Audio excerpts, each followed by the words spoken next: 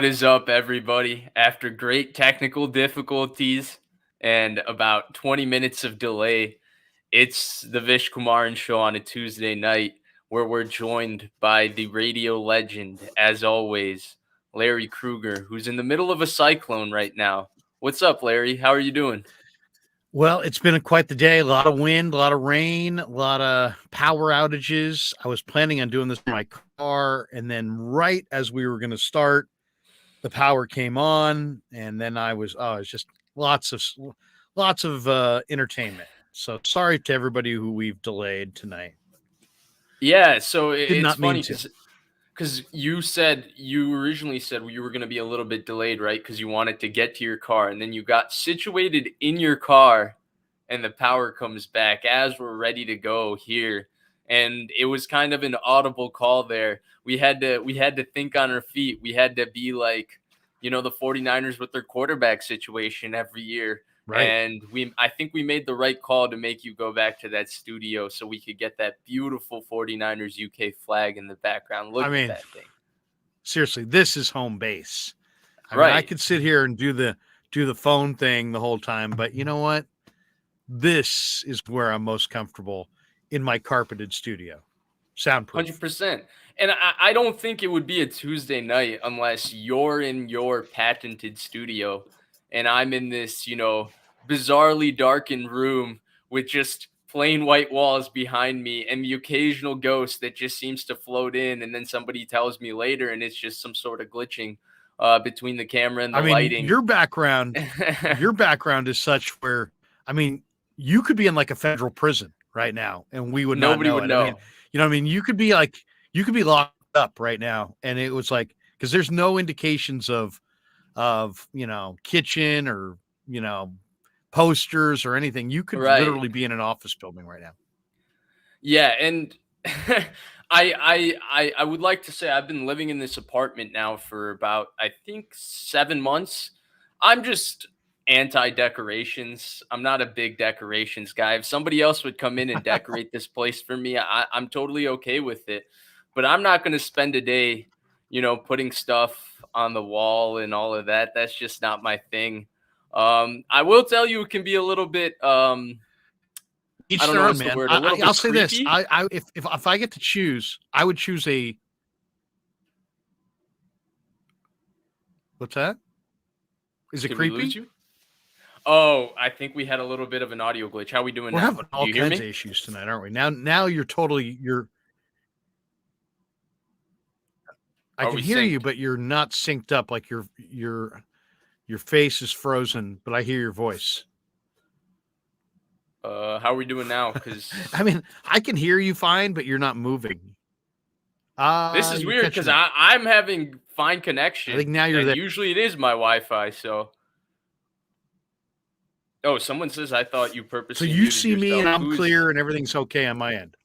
You're blurry, but I see you and I can see you kind of moving and it seems to be connected. So they're saying Larry's freezing. Maybe I should Come on, Krug. me re-enter. All right, Come on. he's going to I know. re-enter I here. hate to As he I hate to do this re-enters. to you. All right. I hate doing this, but I'm going to do it. Let's go to the single. There we go. It's the good old days of the Vish Kumaran show. Before, we used to get Larry Krueger on every Tuesday. So obviously Krug's gonna come back and we're gonna talk Brandon Aiyuk, his recent tweet with Larry. I was thinking, what are we gonna talk about today? And of course the 49ers come through with content as usual, with Brandon Aiyuk, of course, tweeting about his value. Now, do I actually think there's a lot to the tweet in terms of, hey, Brandon Ayuk's unhappy? Not yet. There's no news of him being part of discussions for an extension. I doubt the 49ers would touch the Brandon Aiyuk extension until the Nick Bosa extension gets done anyway. And I think that Brandon Aiyuk is going to get his fifth-year option picked up. So I think most likely the 49ers would negotiate an extension if possible with him next year. Now, I thought the tweet was cool because it just spoke to, Brandon Aiyuk's self-confidence as an athlete, because that tweet basically, and I thought, good friend of the show, Jesse Naylor of Last Second Sports, of course, I thought he summed it up beautifully in a tweet, and he said, translation, quote tweeting Brandon Aiyuk, who, by the way, tweeted, just so we're clear, 1K is the fourth option in a run first option. Laugh emoji, laugh emoji. I'm as real as it gets. I'm as real as it gets. Excuse me. I'm as real as it get. Word to Lil Baby and SG. I'm ready to stand on business every time. Year 4, rockets up, rockets up, rockets up. And Jesse translated this for everybody by saying, pay me my worth. I produce no matter what the circumstance. Larry Krueger is back, everybody. Oops. There we go. Oh. There he is. It was like a magic trick.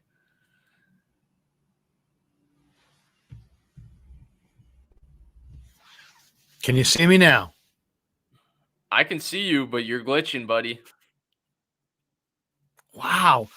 I don't know what to say. We're having a major storm and there's all kinds of power issues. We got you right now.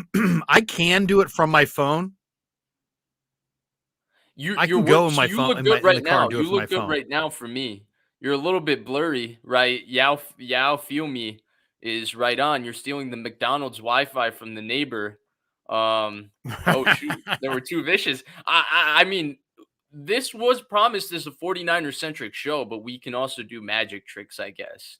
Paul Perriman says Krug has 8 people steaming on Hulu in his life right now. No, what's happened is we have a cyclone. There's been a cyclone and it's lots of wind and the power got knocked out and they redid the power. But maybe it'd be better, Vish, if I just did it from my phone, from my vehicle. I'm right out, parked out front. Sure. Somebody was saying that you could perhaps turn on your video, your audio is working. Would that help you? Okay.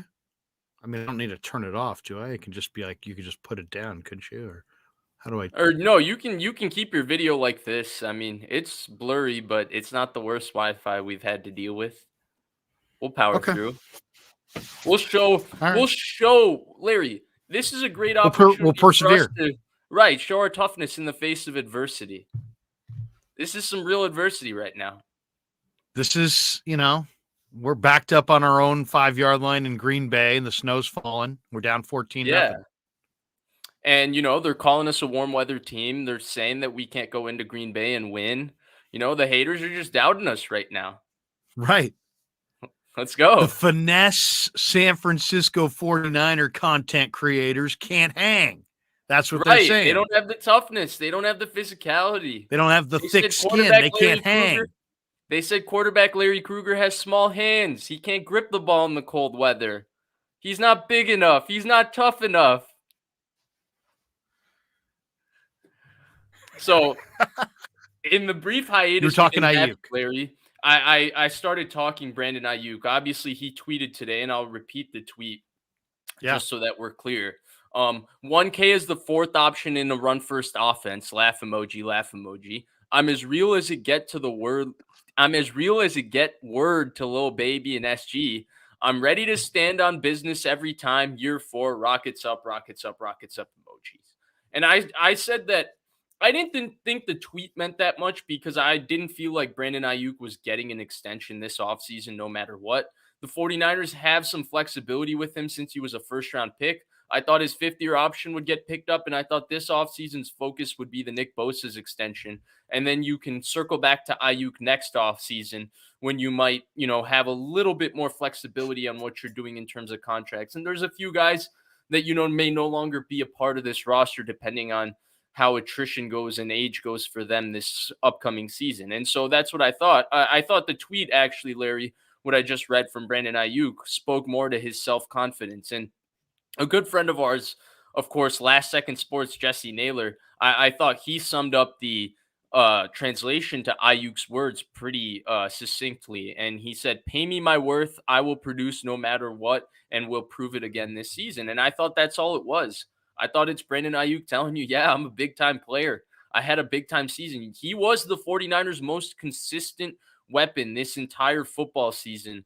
And I thought that consistency and urgency were the two things that really improved in his game. There was a real he was very deliberate in every single route he ran. And he was very urgent about getting open. There was less messing around and more getting to where he needed to be on time and on schedule. I thought he played more physically this year. And then, of course, his consistency, the fact that he was healthy the entire season, he produced in every game. And I thought he took major strides in all aspects of his game as well, Larry, just to add on, right? I understand why he's tweeting that way, right? Because he is clearly the fourth option. They feature Christian McCaffrey, Kittle, and Deebo more than him. That's just a fact on the 49ers offense. And you could argue he would put up more stats if he was featured elsewhere. But the point is, he had a terrific season, and he not only had a terrific season as a wide receiver, I thought he was the best blocker on the team in terms of his blocking on the outside. I thought he was sealing the edge. He was a lead blocker on some plays. He had different roles and he was asked to do different things as a blocker, especially sealing the edge. And I thought he did a phenomenal job. And I love his self-confidence, and I think he's right. Rockets are up for him, and he's got to prove it again this year as the fourth option on a run-first offense. What did you think of that entire saga? Well, I mean, he was their best receiver this year. So he played the full schedule. I believe him and Ray were the only offensive weapons that played the full 17, at least among the receivers. Right. So I mean, he stayed healthy. He caught 78 balls. It would have been 98 balls if he was on a different team. Right. Instead of he went for 1,000 yards, it would have been 1,200 yards or more easily on a worse team. He had 8 touchdowns on a team where Kittle had a bust out end of the year with 11. I think Aiyuk, we all know the story. He's due for a contract extension. He's under contract for 2 more years. Niners aren't going to give him one. They're just going to let him play it out. He's now saying, I don't know if he's saying he's tired of being the fourth option, because I talked to him late in the year. He's a team guy, man. This guy shows up to win. The way he but I blocks think really emphasizes that, right? What's that? The way he blocks really emphasizes that. I don't think that ever gets enough credit. He kicks ass in the run game, and he did it all year last year. Well, and just the way he talks about the game when you're around him in the locker room, he's not like a big me guy. He's about the team and about the winning. So I like that. I think he's a terrific young receiver. He's coming into his own, who would have bigger numbers on other teams. I think in some ways he's kind of saying, "Get me the damn ball." A little bit of a message to Kyle Shanahan. Get me the ball. Give me an opportunity to make some cash for my family. I'd like to see them run Aiyuk a little bit more. We see runs to Deebo. We don't see runs to Aiyuk. Why not? I mean, Aiyuk can run with the ball. I think he's another guy who's absolutely electric with the ball in his hands. He was a return guy, for crying out loud. Get him the ball in a couple returns. Get him the ball in a couple end arounds. He's an explosive player, and he can take a hit in the open field and hold on to the football. So, there's also a lot of speculation that he would like to try to force a trade here, and that he might want to be elsewhere. I don't know his situation. I would expect a big year either way, but I think he's just kind of saying, "Hey, I've been over here. I'm quietly doing my thing. I'm badass, even though I only have good, solid to very good stats, and everybody knows it because I'm in this run heavy offense with all these other weapons. I'm in my, prove it year. I want an extension." And I think in some ways he's just kind of throwing that all out there. I'm not saying that he's saying he's tired of being the fourth option, but he's at least acknowledging that he is the fourth option and that he's a team guy and it's all working and they're winning games. But I think cut through the BS and it's like, "Hey, get me the damn ball." It would be the same equivalent of Keyshawn Johnson saying, "Give me the damn ball. Get me the damn ball more and let me touch it more so I can make more cash." But if you look at the numbers, Kittle caught 60 balls. Deebo caught 56 balls. McCaffrey caught 52 balls. Jawan caught 35. Juszczyk out of the backfield with 19. Ray had 14. Brandon Aiyuk had 78. So, and he was far and away the most targeted receiver. Deebo was targeted 94 times in 13 games. Aiyuk was targeted 114 times, most on the team in 17 games. So he Right. had a good year. It could have been better. And I think he's just kind of saying, he's expressing a little frustration. He either wants to get paid or he wants to get just the touches so that he can get paid. But he's also kind of like announcing, hey, you know what? I know like where I am in the whole pecking order. I know everything that's going on. I'm fully aware. So let's not play games. You know my value. I'm more valuable. He's basically saying I'm more valuable than my stats, and I want the Right. ball more. That's what I'm taking out of Right. that. And I think that last part is really, really important because I think ultimately this does come to about his contract. And I don't think it's necessarily about his contract with him being paid, but he is already prepping himself for the kind of conversation that's going to start when he enters his extension. And the important thing with Ayuk is he's still an ascending player.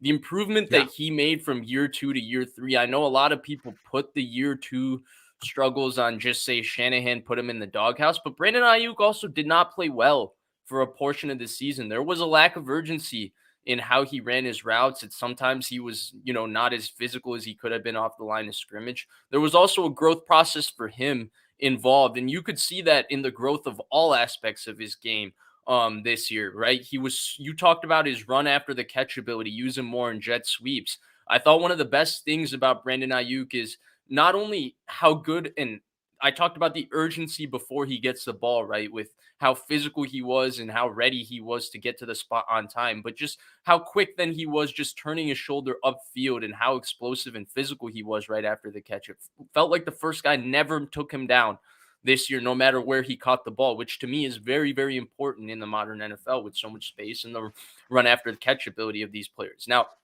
I think the way he tweeted this out was actually very beautiful because I think it sends the message without putting anybody else down. He says, I understand, like, okay, I'm the fourth option. And he says, I understand Deebo Samuel, is a 1,400-yard first-team All-Pro wide receiver that just got paid $25 million a year. I understand Christian McCaffrey's a first-team All-Pro running back. I understand that, George Kittle is a first-team All-Pro tight end. I understand that our offenses run first. I understand all of these things. But don't come here when it comes to my contract time and say, "Hey, Brandon, you barely got 1,000 yards," or "Hey, Brandon, you only deserve this much money because you've never been a Pro Bowl receiver and all of that." Like I'm still that good. It's just our situations like this, so my stats are like this. I think that's all he's doing. I don't think he's complaining or saying he wants the ball more. He's just saying, "Don't lowball me because my numbers are affected by the fact that our team is really, really good." And we run the ball more. And I thought the way he tweeted it out, the timing, I thought it was beautiful. I thought the way he handled it was beautiful because he's not putting anybody down. Ultimately, he's saying, I'm that guy and I'm going to show you again this year. So I love the confidence, but he's also saying like, hey, don't, and when it comes to this negotiation, we both know that I'm really, really good. Let's not pretend to use all of these things against me when we know why my stats aren't a little bit better. And I thought the way he handled that was fantastic. Well, and to me, when you look at the Niners stats, the one thing that just jumps out is that Ray McCloud and Brandon Aiyuk combined for the year had 6 total runs. Ray had 4, Aiyuk had 2. 2 in 17 games. I want to see Aiyuk carry the football. I want to see and one of get those was him the first, the ball. One of those was the first in the first drive of the season, by the way. Like I think the And first drive of the season with Lance was jet sweep to 16-yard Deebo, run. jet sweep to Aiyuk. Yeah, I mean, he can be an explosive runner. How about Ray McCloud though? By the way, Ray McCloud had 4 carries on the season. One of them was a 71-yard touchdown run. It's like a guy hits the corner and goes for 71-yard touchdown run, and you only give him 4 carries on the year. I mean, that maybe, in hindsight looks like a tad low, doesn't it? I mean, I'd like Aiyuk and Ray to get the ball schemed into their hands on running plays. I mean, like by comparison, Deebo ran it 42 times. Yeah. They can run the ball with Aiyuk and Ray a little bit more and get a few dynamic plays and diversify their rushing attack. Yeah, I agree. I think health did play a factor into the usage of all these different guys because ultimately Ayuk was really the only guy in this offense that had a consistently healthy season, right? Deebo played banged up for quite a few weeks there in between, and then he ultimately had that very nasty injury that turned out to be fairly mild. Kittle was hurt for the entire first part of the season. Again, he came back versus Denver, but he was playing hurt for the first part of the season. McCaffrey got banged up there in between. Aiyuk was really the only guy who stayed healthy. And I wonder if perhaps they kind of protected him from taking a few extra hits in the run game just because he was that one receiver that was healthy. And they put a little bit more on him, right? Like in the sense that he became kind of their isolated X receiver. They put a little bit more on him in the pass game than they have in the past, where they featured him a little bit more than they have in the past. Maybe not as much as they should have, but definitely more than they have in the past. And then he was kicking butt in the run game, Larry. I cannot reiterate that enough, how well he sealed the edge the entire season last year. James Foster in the comment section says Brandon Aiyuk is Isaac Bruce. Me and Vish agree on this. So I don't know if I necessarily agree on this. I know this is the comparison Shanahan used He's a Hall for of Famer him. now. He's a Hall of Right. Famer. And you, just so we're clear, right? Isaac Bruce had what 1,700 yards in his second season in the NFL. I think he led the league in receiving his third season in the NFL. Like he was his first. He was not a first ballot Hall of Famer, but he was a early ballot Hall of Famer, and he was a hell of a player. I think Shanahan was making the comparison with who they are as athletes in terms of how fluid they are in terms of their hips, in terms of being able to change direction. And there is a little bit of a specialness to Brandon Aiyuk in terms of his ability to reaccelerate and decelerate in and out of his breaks. That's why he's such a smooth athlete, right? That's why a lot of people think he's such a better route runner than Deebo Samuel. Really, it's just the athleticism. Aiyuk is just a much more fluid and smoother athlete than Deebo, who, wins a little bit more with explosion, physicality, and leverage, whereas Aiyuk, has that incredible ability to change direction without really losing a lot of speed. He's a very, very smooth athlete. And there's the Isaac Bruce comparison. Now, in terms of being actually Isaac Bruce as a player, I know a lot of people think Aiyuk's stats would be a lot better in different situations, and I agree with that. But Isaac Bruce was putting up 1,700 yards, 1,300 yards in not so great situations earlier in his career as well. I understand the comparison. I'm hesitant to go that far because of what a great player Isaac Bruce was. But certainly Aiyuk's talent as an athlete is special. What do you think, Larry? I think Ayuk's terrific. I mean, let's not call Mike Bruce yet, but there's no rip on that. Ike Bruce was a star. But Brandon Ayuk's got huge talent. What I love the most about him is that the middle is not for the meek in the NFL. And this guy runs across the middle with no fear at all. None. I mean, it's awesome. I mean, that's the one thing about the Niners receivers. When you watch the Niners and you watch Deebo and Jawan and Brandon Aiyuk, I mean, and Kittle, they're just going for the ball in the middle of the field. Other teams, guys are looking for defenders, and guys are alligator arming it and short arming it and looking around. And the Niners play the middle of the field with just this total courage. They own their receivers, feel like they own the middle of the field, and so they finish out their routes, and it's great for Purdy. It was great for Jimmy. You know what I mean? If you're a quarterback, man, you're going to throw that in cutter, or you're going to throw that slant against real tight man coverage. That's a really tiny window, and you need your receiver to go for the ball. You can't just, if he just turns it down, it's like, it's kind of crowded in there, I don't want to go in there. That's a pick, maybe a pick six.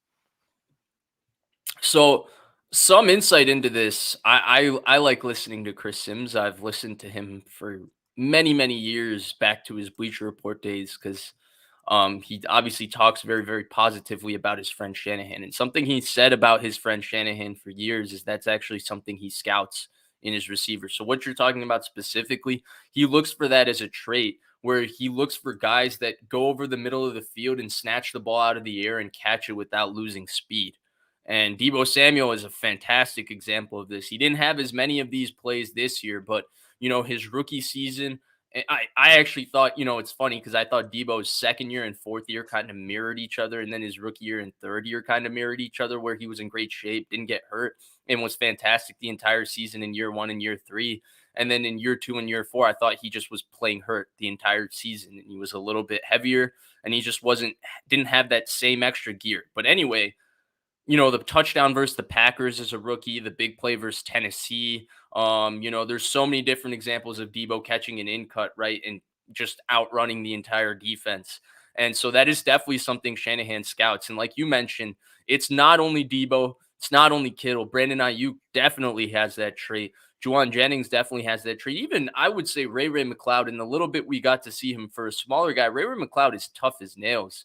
And the 49ers clearly value toughness with their receivers as a football team. And I would say, while we're on the topic of Danny Gray and rookies, that need to get on the field, I would say that that's a little bit not a question mark in Danny Gray's game, because I think he is really, really tough, but playing through contact better is definitely something that would do Danny Gray wonders in terms of him getting on the field next year.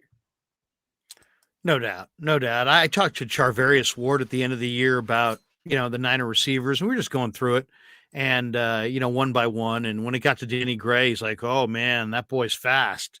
He'll eat up that cushion on you real quick. And he had a funny way of saying it too.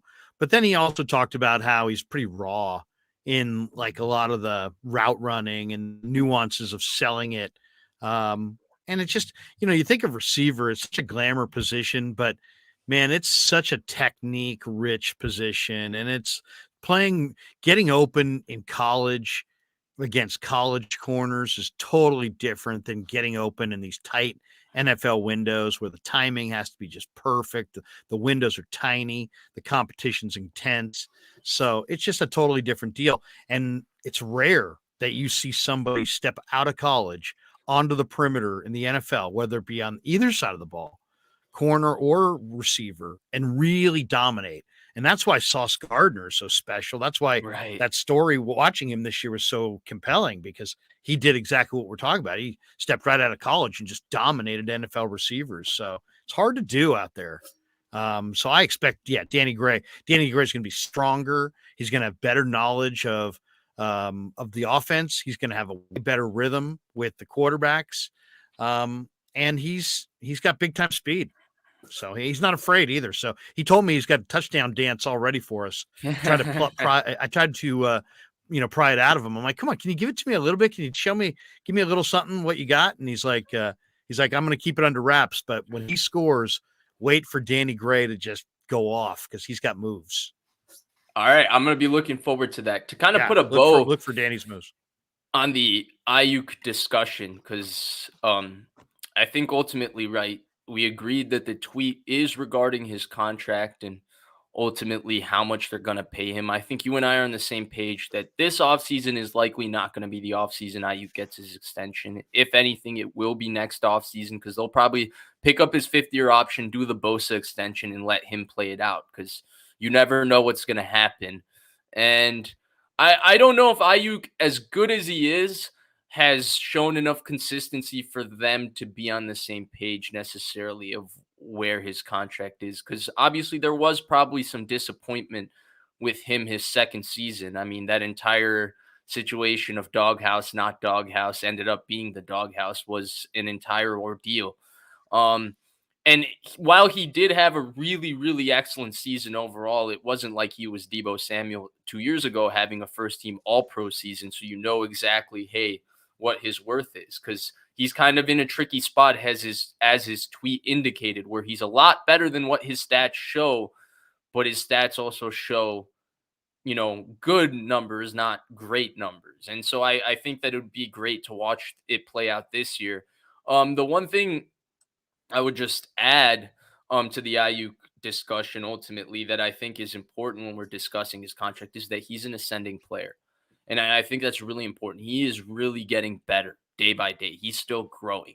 And I was somebody that was maybe not, I was a little bit, hey, what's going on with Brandon Aiyuk during his second year? Maybe he's just, a number 2 receiver, because I thought, there was also a little bit of he kind of went into a shell with that entire situation was going on, and he seemed to be like totally a little bit not himself and all of that. And, there's a confidence, there's an alpha. I don't want to say alpha, but there's a mentality that you see with the number 1 receiver, right? You watch Jamar Chase. It's not just that Jamar Chase is a superstar. The confidence that he plays with also exudes that he's the effing man, And I thought Deebo always exuded that confidence, but Aiyuk really exuded that confidence this year. And that's where I made a mistake as somebody, who's like Ayuk growing in this. And I didn't realize that there was still a growth there with him. And I think that that's really, really important when we're talking about ultimately paying him, Krug, because I think it's a little bit different because while a lot of the other 49ers players who have been paid at a similar age, I think a lot of them did it after their best season, like Kittle and Deebo. And it's likely that they'll have a lot of really, really good seasons, but it won't be as good as the season that they had right before they had paid. I think a lot of Ayuk's best football is ahead of him when he's 28, 29, 30. And I think that that's what's really interesting about the entire conversation of paying him, which will ultimately probably take place next year because he is very much an ascending football player. And I thought the growth, I cannot reiterate enough, the growth he showed in all aspects of his game, year 2 to year 3, is so exciting. And what he does as a blocker just doesn't get enough credit. And it's definitely something you can rely upon moving forward because, like you said, Krug, he's such a team guy. I mean, they just got to target him more. I mean, I'm looking at the game log. There's 6 games this year, Vish, where he was targeted 4 times or less. 6 games out of 17. 4 times or less. This guy's supposed to be your number one guy. You got it, so that, I mean, he went off against the Raiders, 12 catches, 101 yards, and a touchdown. He had a big night on the Monday nighter against Arizona. When I say big night, he scored 2 touchdowns. It was 4 catches for 20 yards. He had 11 catches, he had 7 catches against Kansas City for 82 yards. Next week, he had 8 catches for 83 yards and 2 touchdowns against Atlanta. But, I mean, this guy, they're in the last 5 weeks of the regular season, or the first 5 weeks of the regular season this year, he scored 1 touchdown. He had 1 touchdown going into middle of October. I mean, he's got to start the season faster. You look at it, targeted 3 times by Trey Lance in week 1 for 2 catches. Seattle game, 8 targets, 5 catches. 8 targets is about what I think he ought to be getting, about 2 a quarter on average. Okay, I have a theory. 6 games of 4 or less. That's bad. And he had multiple games with 3 or less targets. I mean, come on, man. You got to throw this guy the ball more, get him more involved, let him touch it a little bit more. 2 carries all year. He carried once in week 1 and not again until week 16. I mean, come on. I want to see a little bit more diversified attack. I want to see him touch the ball more. He's dynamic. I 100% agree with you, Krug. And I felt like, look, he had games of production with Garoppolo, right? Like the Chargers game, he produced this the second Rams game. He had a pretty good game and all of that. And he had games that weren't as good with Purdy, I guess. But I felt like there was a little bit better chemistry there between him and Purdy versus him and Garoppolo. And I think that just had to do with the fact that Purdy just plays with better timing than Garoppolo. And that timing is so important. And I felt like Jimmy G got away a lot with being late because of how special his release is and how easy it was for him to flick the ball out. But I think the fact that Purdy always was on time and on schedule going to him did, definitely benefit him because he was a very precise receiver this year. I think that was the most, the biggest improvement of his game. Everything was deliberate. Everything was extremely precise, very detailed. The way he blocked, I can't talk about it enough. But I'm with you, Krug. They got to target him more. And I think, again, of the 40, I would say actually of all the 49ers weapons, Krug, I would say he's the only one I can confidently say is an ascending player. I don't know if I can confidently say Christian McCaffrey is ascending at this point in his career. I don't know if I can confidently say that about Deebo. I mean, Tay Martin and Danny Gray are getting better. I meant of the stars and the starters. I meant of the stars and the starters, But I will say this about Aiyuk. Aiyuk was so pro Purdy. He was one of the most pro Purdy guys in the entire room. And if you go back and look at Garoppolo to Aiyuk and Purdy to Aiyuk, Purdy's accuracy and timing, Garoppolo got Aiyuk smoked constantly. He was constantly getting blown up. Purdy has figured out a way to throw the slant where he waits till he's by the defender or he's got a lot of room between him and the next defender. He's threading that perfectly. I haven't seen Aiyuk take big hits on these Purdy in cutters or slants. And I think there's a trust there. And that's why you hear Aiyuk so positive for Brock, because Brock's go back and look at every reception, and you'll see that the Brock to Aiyuk passes resulted in a lot less physical punishment for Aiyuk than the Garoppolo to Aiyuk. Yeah. And by the way, Larry, I just put up this comment just for you. I just wanted you to read it. Light the beam. Stop. No, but I Kings actually think fans. that's a really, really good point. And that goes to where, that goes to the details, right? Because Garoppolo did play very well last year, and he, got a nice He deal did. with the Raiders. And so I don't want to sit here and insult Garoppolo, but those were the little details that were why, you and I were saying Purdy's the better player. The ball placement was just a tad bit better than with Garoppolo. The timing, the accuracy was just better than with Garoppolo. He's a more consistent, intermediate, like 10 to 20-yard thrower, I would say, than Garoppolo. And so, yeah, and Michael Monahan, I'm sorry, he does bring up a good point, and I think this is the next part of kind of Ayuk's growth, right? Because he did have a few drops, and I felt like he was always kind of a play away from just one game, Larry, the one game that kind of puts him on the map, right? Like it's a national TV game. Like, for example, the wild card playoff game, Ayuk had pretty much the better season all year, but it was Deebo Samuel that really took over that game, right?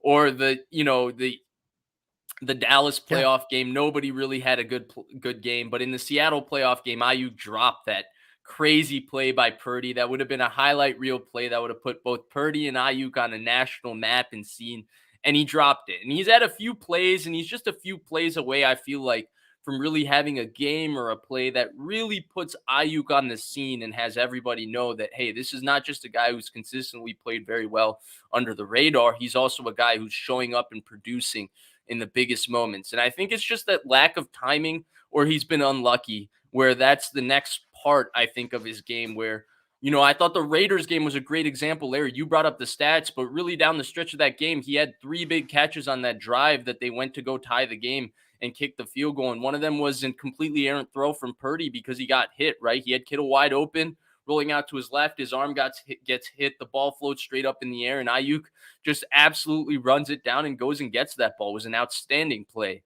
And so I think that was a great example of the fact that the potential is there. But I think that's the only thing really missing from Brandon Aiyuk's ascension to superstardom. He's just that one game that's like a explosion game. That's not 6 catches, 80 yards, not 7 catches, 80 yards, a touchdown. It's 9 catches, 155 yards, 2 touchdowns. He takes over the game the way Deebo Samuel did so many different times a couple years ago. That's the only thing I think that's missing. I don't think that's all his fault either, Larry. I think sometimes he gets lost in the target distribution, and sometimes they get away from getting him the ball too. So I think there's more to it than that's on him. But I think that's all that's missing, and I feel like that's going to come this year just because of the steady growth we've seen. Year 1 to year 2 was a little bit, but then the end of year 2, year 3, and now what I expect to see from him going into year 4. Yeah, I expect him to have a bust out year. I really do. I think he's got the perfect receiver build. 6 feet, long arms, plays like 6'3". Very He could smooth be athlete. spectacular if they fed him. He could be right there with the best receivers in pro football if they fed him consistently. But I really think from talking to him that he's about the W. He's about the win, man. This is what the guy's about. So I respect that even more. Those are the kind of guys you want. And that's the culture that this team has. The day that the Pro Bowl was announced, yeah, there were a lot of individuals who were happy, but, ultimately it's a team sport. And these guys were very focused all year long on the team goal. And I think this is just him saying, hey, look, I know I could have better numbers. I know why I don't. and I want that contract, and I'm going for it. Whatever. I looked at it as a positive and kind of a nudge to the Niners, like, hey, if you want to pay me, if not, how about feed me the ball? It's just like I'm over here. So I got no problem with any of it today. The cryptic tweet, I think mission accomplished, message sent and properly. So I think it was a good move by Aiyuk, actually. Yeah, I thought you summed it up beautifully there because actually, I think that's ultimately the point, right? What he did, I didn't find the tweet to be cryptic at all. I liked it, in fact, and I think he proved a point. I think he's saying, "Hey, I am the fourth option. That's okay. I'm not unhappy by it." But just contract time, don't forget that I'm still a stud just because my stats are what they are. Like, I'm okay with putting up these numbers. I don't think he's that bothered by it. He seems to clearly be a very team guy, but don't come here with come correct with the business for him despite the fact that he has those numbers. You must know what his contribution is. And I thought the way he summed it up was beautiful. Val Ramos asked, do the 49ers have the money Bingo. to afford Bosa and Ayuk? And Yeah. I would answer your question simply, Val, as long as they continue to not pay the quarterback. If they have seventh round pick Brock Purdy starting, they do have the money to pay Nick Bosa or Brandon Aiyuk. What do you think, Larry?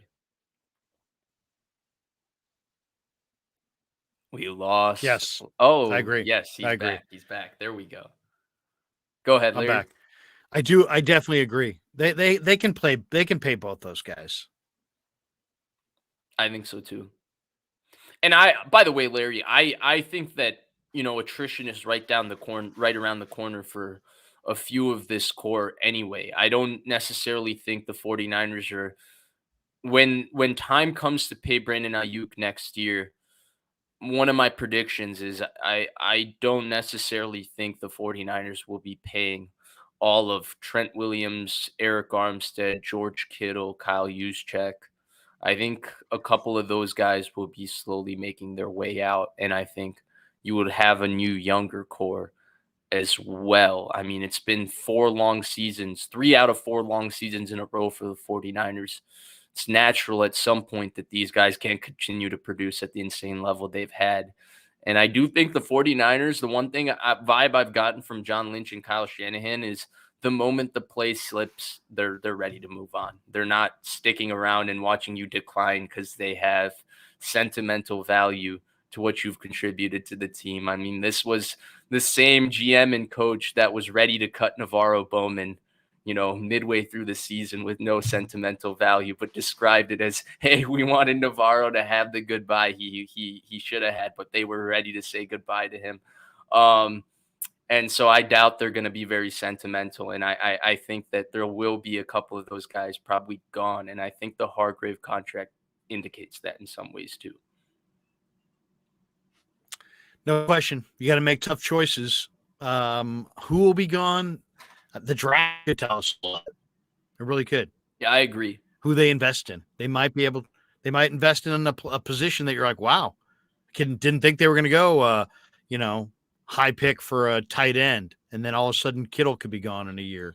So you just never know. The NFL, it's sad. It's like the transaction wheel is turned up so fast.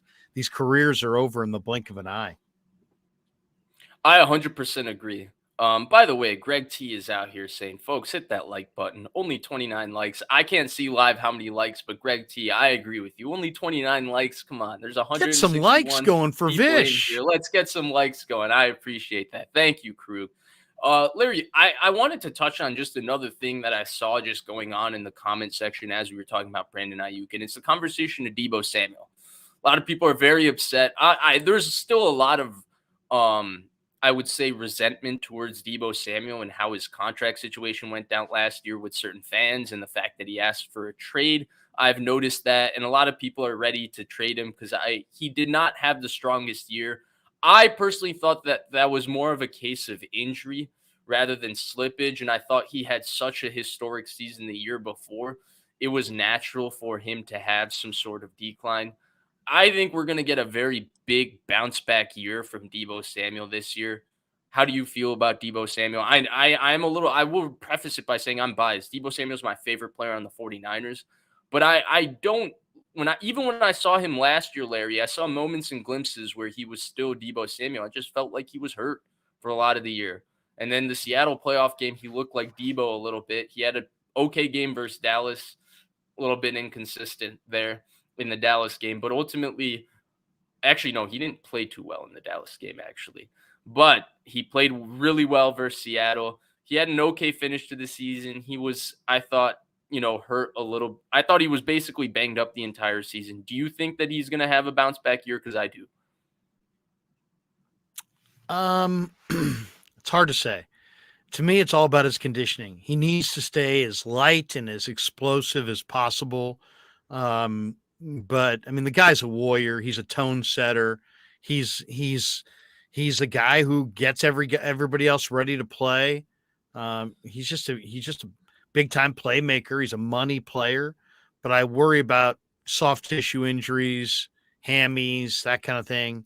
If he lets his legs get out of shape. So he's got a unique build to take the punishment, but he also has the kind of build that has to be, he has to keep his legs, working year round to make sure they don't thicken on him. And so he's absolutely as explosive as he possibly can be. As long as he can maintain that explosiveness, and flexibility in his legs, I think he's got, he should have 2 or 3 pretty good years left before he starts to see a real decline. Or if if he doesn't take care of his legs, he's going to continue to miss more time, and he's going to be paid handsomely, but his contribution is not going to be what it was. So it's all about his devotion and commitment to his conditioning. To me, that's the entire story with Deebo. I'm totally sold on him and his skills, his ability to catch, to run, to read the play, running back, wide receiver. He's a warrior, man. The guy's an absolute warrior. It's Outstanding all game about day his conditioning and competitor. his legs. Outstanding game Yeah, day competitor. no And doubt. I Shows up think, to win. and I would say there's a leadership aspect to Deebo that's gone underrated the last 2 years, Larry. It's not necessarily vocal, but this team really feeds off of Deebo Samuel's energy. Like when Deebo Samuel is playing well and he's setting the tone playing physically, this team is different, right? The Rams games are great examples where Deebo just takes over those games, and you can feel a different confidence to the football team when Deebo is, doing what Deebo is doing. And I think I used to compare it to, Frank Gore in 2011 and 2012, right? There were a few guys better on that offense. Michael Crabtree was better than probably their best player in 2012. Vernon Davis was, very good in 2011 and still quite good in 12 and 13. But Gore was kind of the heart and soul of the football team, right? Like they went how Gore went and they fed off of him. I think Deebo Samuel in some ways is the heart and soul of the 49ers. I agree with you that there is a question about his conditioning. And I do think there's a long-term concern with Deebo Samuel just because of how unique the athlete is, right? I've compared him to Zion Williamson in the past. It's not an exact comparison, but the point is usually people that size don't move the way Deebo Samuel does, right? He's built like Anquan Bolden and moves like Percy Harvin. That's not necessarily, you don't put a Ferrari engine in a semi truck. And that's part of what Deebo makes Deebo so special, because he's such a unique athlete, but it's also gives you some long-term health concerns. I do think he's got a 3 more good years in him. Definitely, Larry. I think he's still a very, very dangerous player. I saw somebody put in the comment section, I do want to post this, that Forktail Devil P38J says, yeah, if you look at a lot of how defenses defend the 49ers, even throughout last year when Deebo was healthy, you could see that a lot of times, number one priority on the 49ers offense to stop was Deebo Samuel. That's how it was, schemed up and looked at it. Now, does that mean everything? Not necessarily, but he's still looked at as a very, very good player. I think he still is.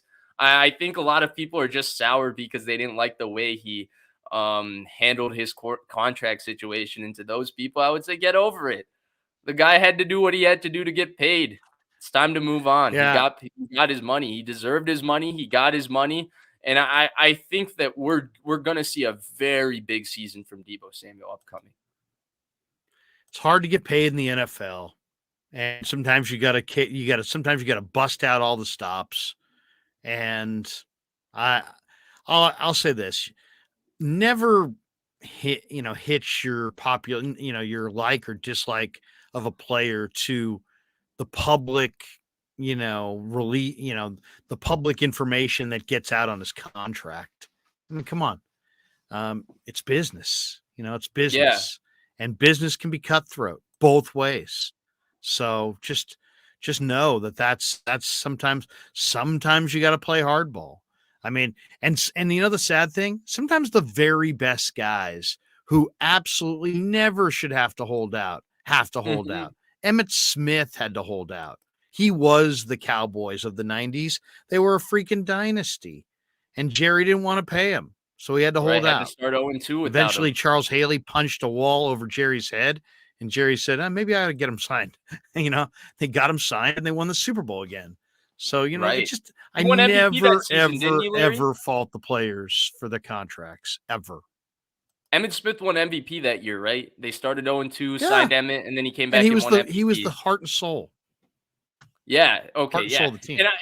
And the one thing I agree, I also think about Deebo that's really really important in this discussion is I don't think anybody leaves it on the field more than Deebo Samuel. Like that guy truly puts his heart and soul into that game, and he leaves everything on the field. And I feel like when you see the amount of the passion he plays with and the amount he cares, Larry, I can't see him not bouncing back after the season he had, and once again proving that he is one of the elite football players at his position.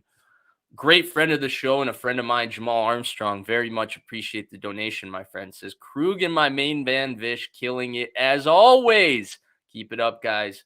Vish, proud of you, brother. Thank you, Jamal. Love to see Aiyuk recognizing his worth and value. I love it too, Jamal. I love it too. I love it. I love it in back-to-back off seasons, honestly, Larry. I love what Deebo did last off season. Now, I didn't necessarily love him requesting a trade. Now that the resolution is fantastic, I like it now. But I like that he was proactive and he said, "Hey, look at my value." And then I like how Aiyuk is handling it even better. I thought that tweet was awesome. I thought it was direct.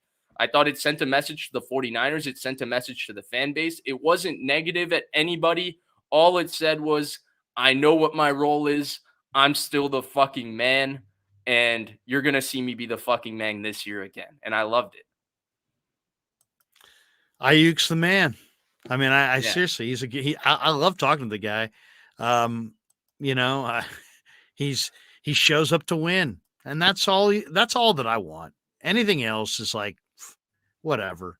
Whether they get paid a lot or a little, whether they're happy with their role or not.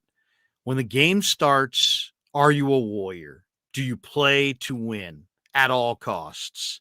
Do you leave it out there for your brothers at all costs? And he does. And that's, to me, I keep it real simple. That's the way I look at it. I don't care about what they make. It's really none of my business. The only reason I have any interest in it at all is in relation to how competitive of a team can John Lynch potentially build Right. by paying players, hopefully commensurate with something similar to what they're actually worth. But you know what I'm saying? Even that, if they're good with it, I'm good with it. You know what I mean? I don't get too. I love watching the breakdown of camp. I'll go to mini camp and sit there and talk about it for days.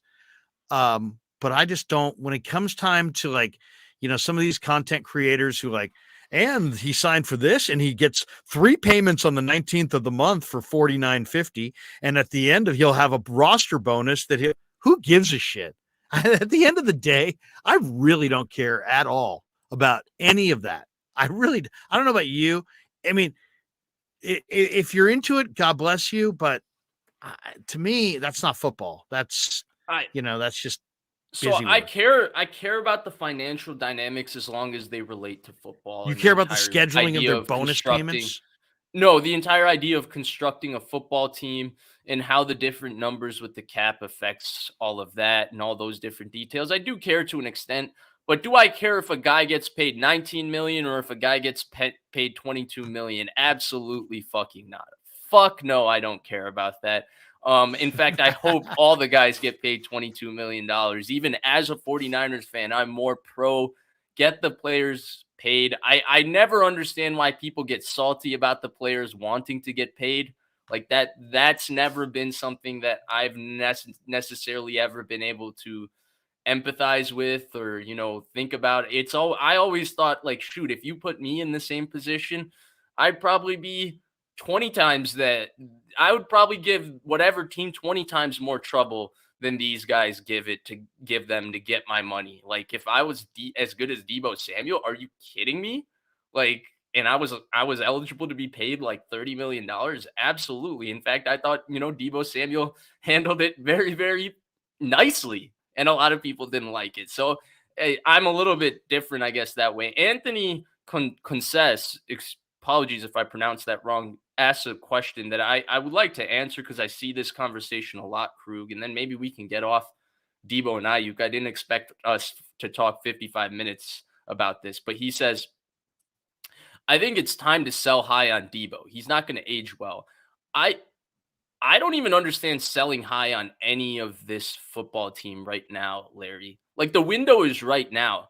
To me, when you're selling high on a player because you think he's going to fall off, you do it because you think that you're building towards some future. The 49ers aren't necessarily thinking about the future because they have a chance every single year right now to win the Super Bowl at the start of the season. That's how good their team is. And so I don't necessarily understand selling high on any of their core because it's not about having a good team, having winning 10 games this year, 10 games the next year, 10 games the next year. It's about having a team good enough to win the Super Bowl. And you're not recouping value for Deebo Samuel today that's going to help you win the Super Bowl better than Deebo Samuel is going to help you win the Super Bowl today. You might recoup value that might make you better in 2028, but who the hell cares about 2028 right now, Larry? They have a real chance to win the Super Bowl today. Why would you waste that by getting rid of one of your best players? What do you think?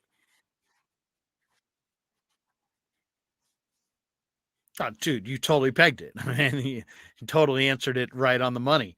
You don't get rid of primetime players when you're in your championship window.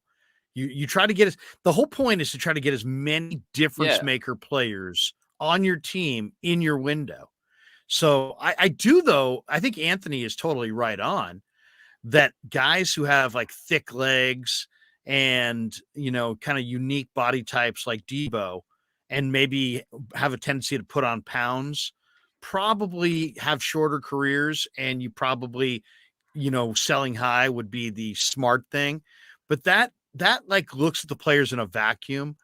In reality, he's a major force in the room, and he's a major part of the team's identity.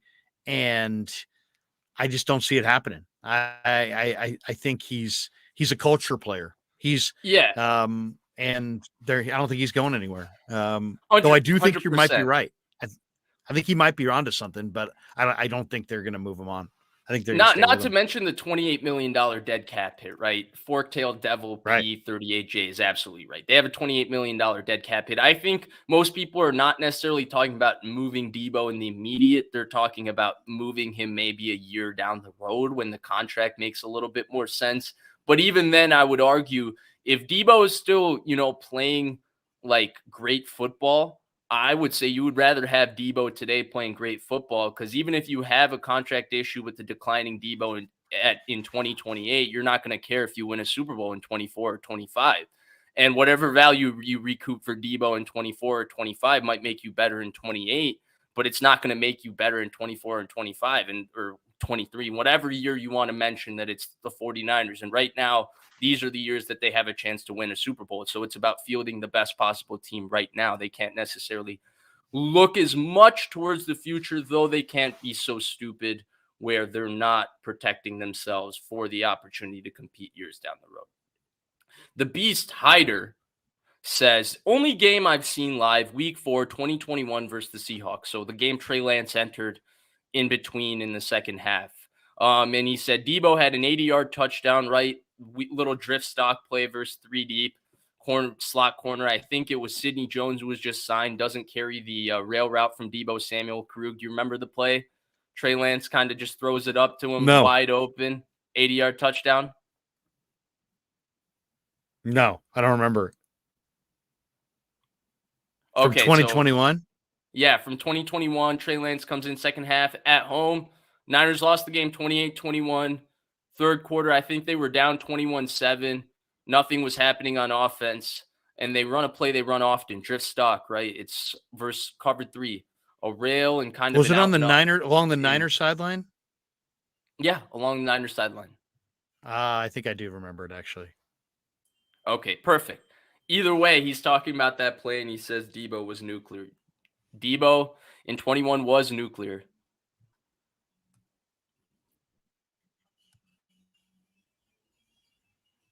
Great player. No question about it. Home run hitter. And just to me, I just love him as a runner too. I mean, to me, he's a difference maker as a runner. Yeah, Coach T says it's not his body type that lends itself to a shorter career. It's his play style. Deebo plays like a linebacker safety. He's a high collision player. Yeah, he is a high collision player.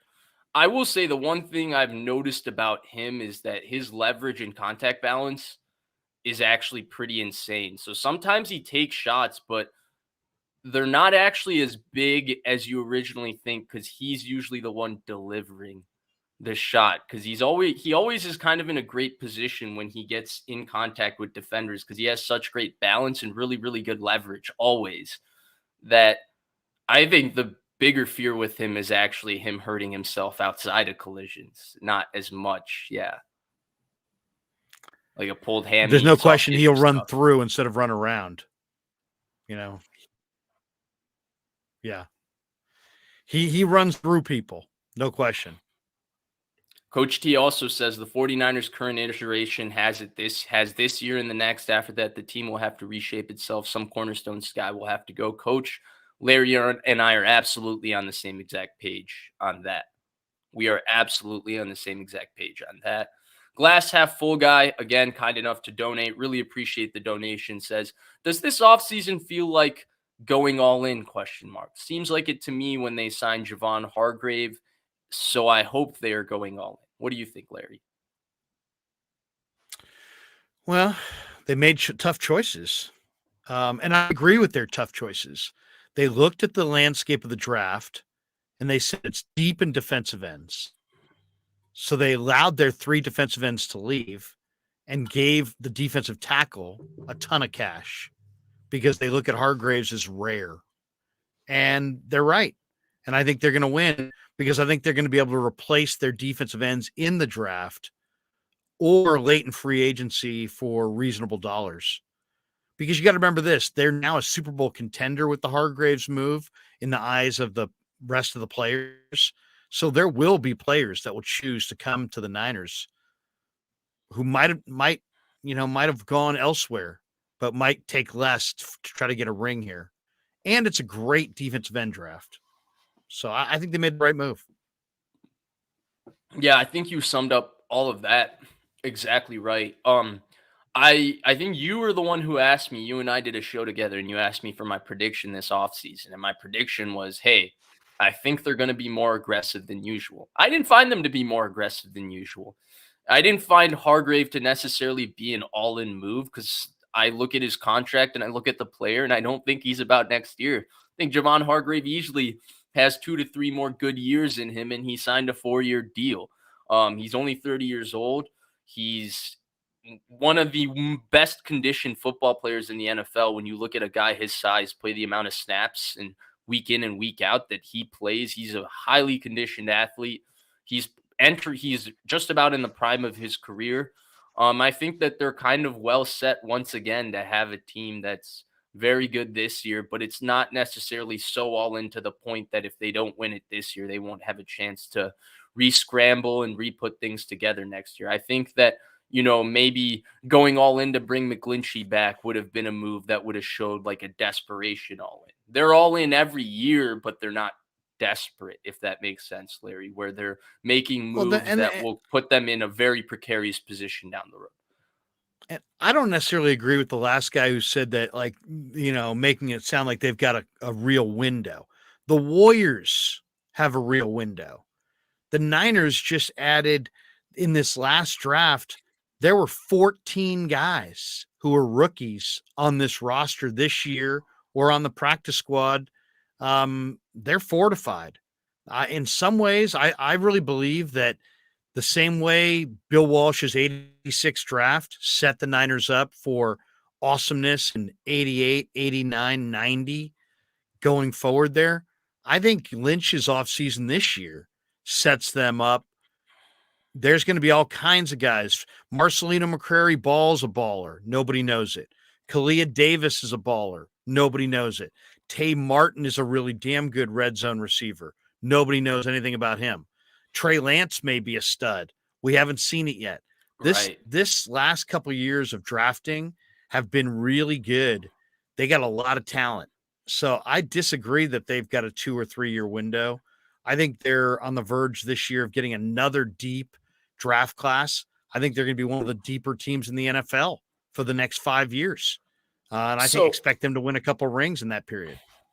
So the comment wasn't saying that he felt that their window was immediate, Larry. He just felt that there would be a different iteration of this team in a couple years. But I'm just saying there's he guys agrees on with this you. roster. Right. It would be reshaped. Now, I agree with you, but I'm maybe not as bought into the long-term prospects of this team. I do think that given Trent Williams' age, I do think that there would be a fall off with this team if he retired anytime in the next 2-3 years, which could be a possibility, couldn't be a possibility. I have no clue.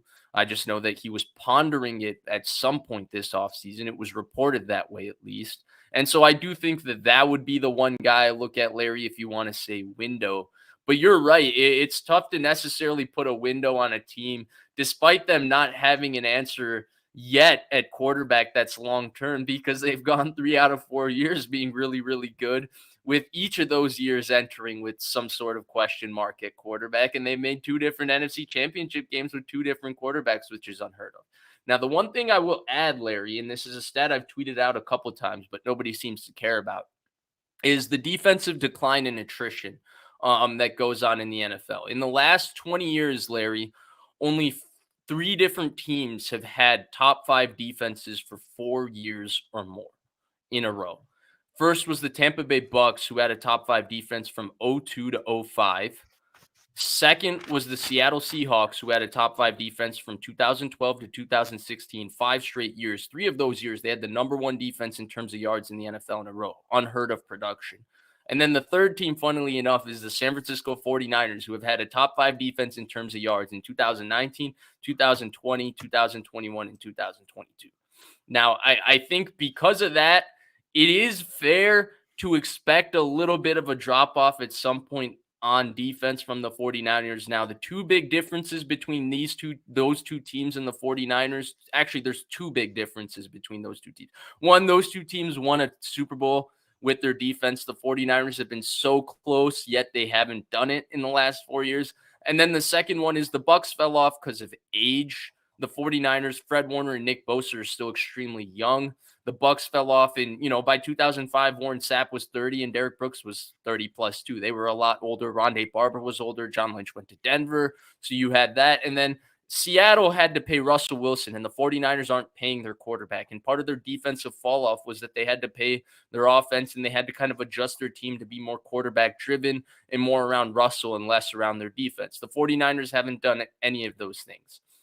Now, all the same, Larry, while considering that, I do think a defensive fall off might be a decent expectation in the sense that maybe the 49ers might not have the best or the second or third best defense in the NFL one of these upcoming years, Larry.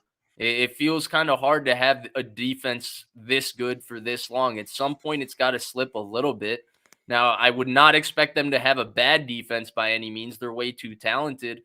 But I wouldn't be shocked if they now become the 10th or 11th best defense in football, or the 8th or 9th best defense in football.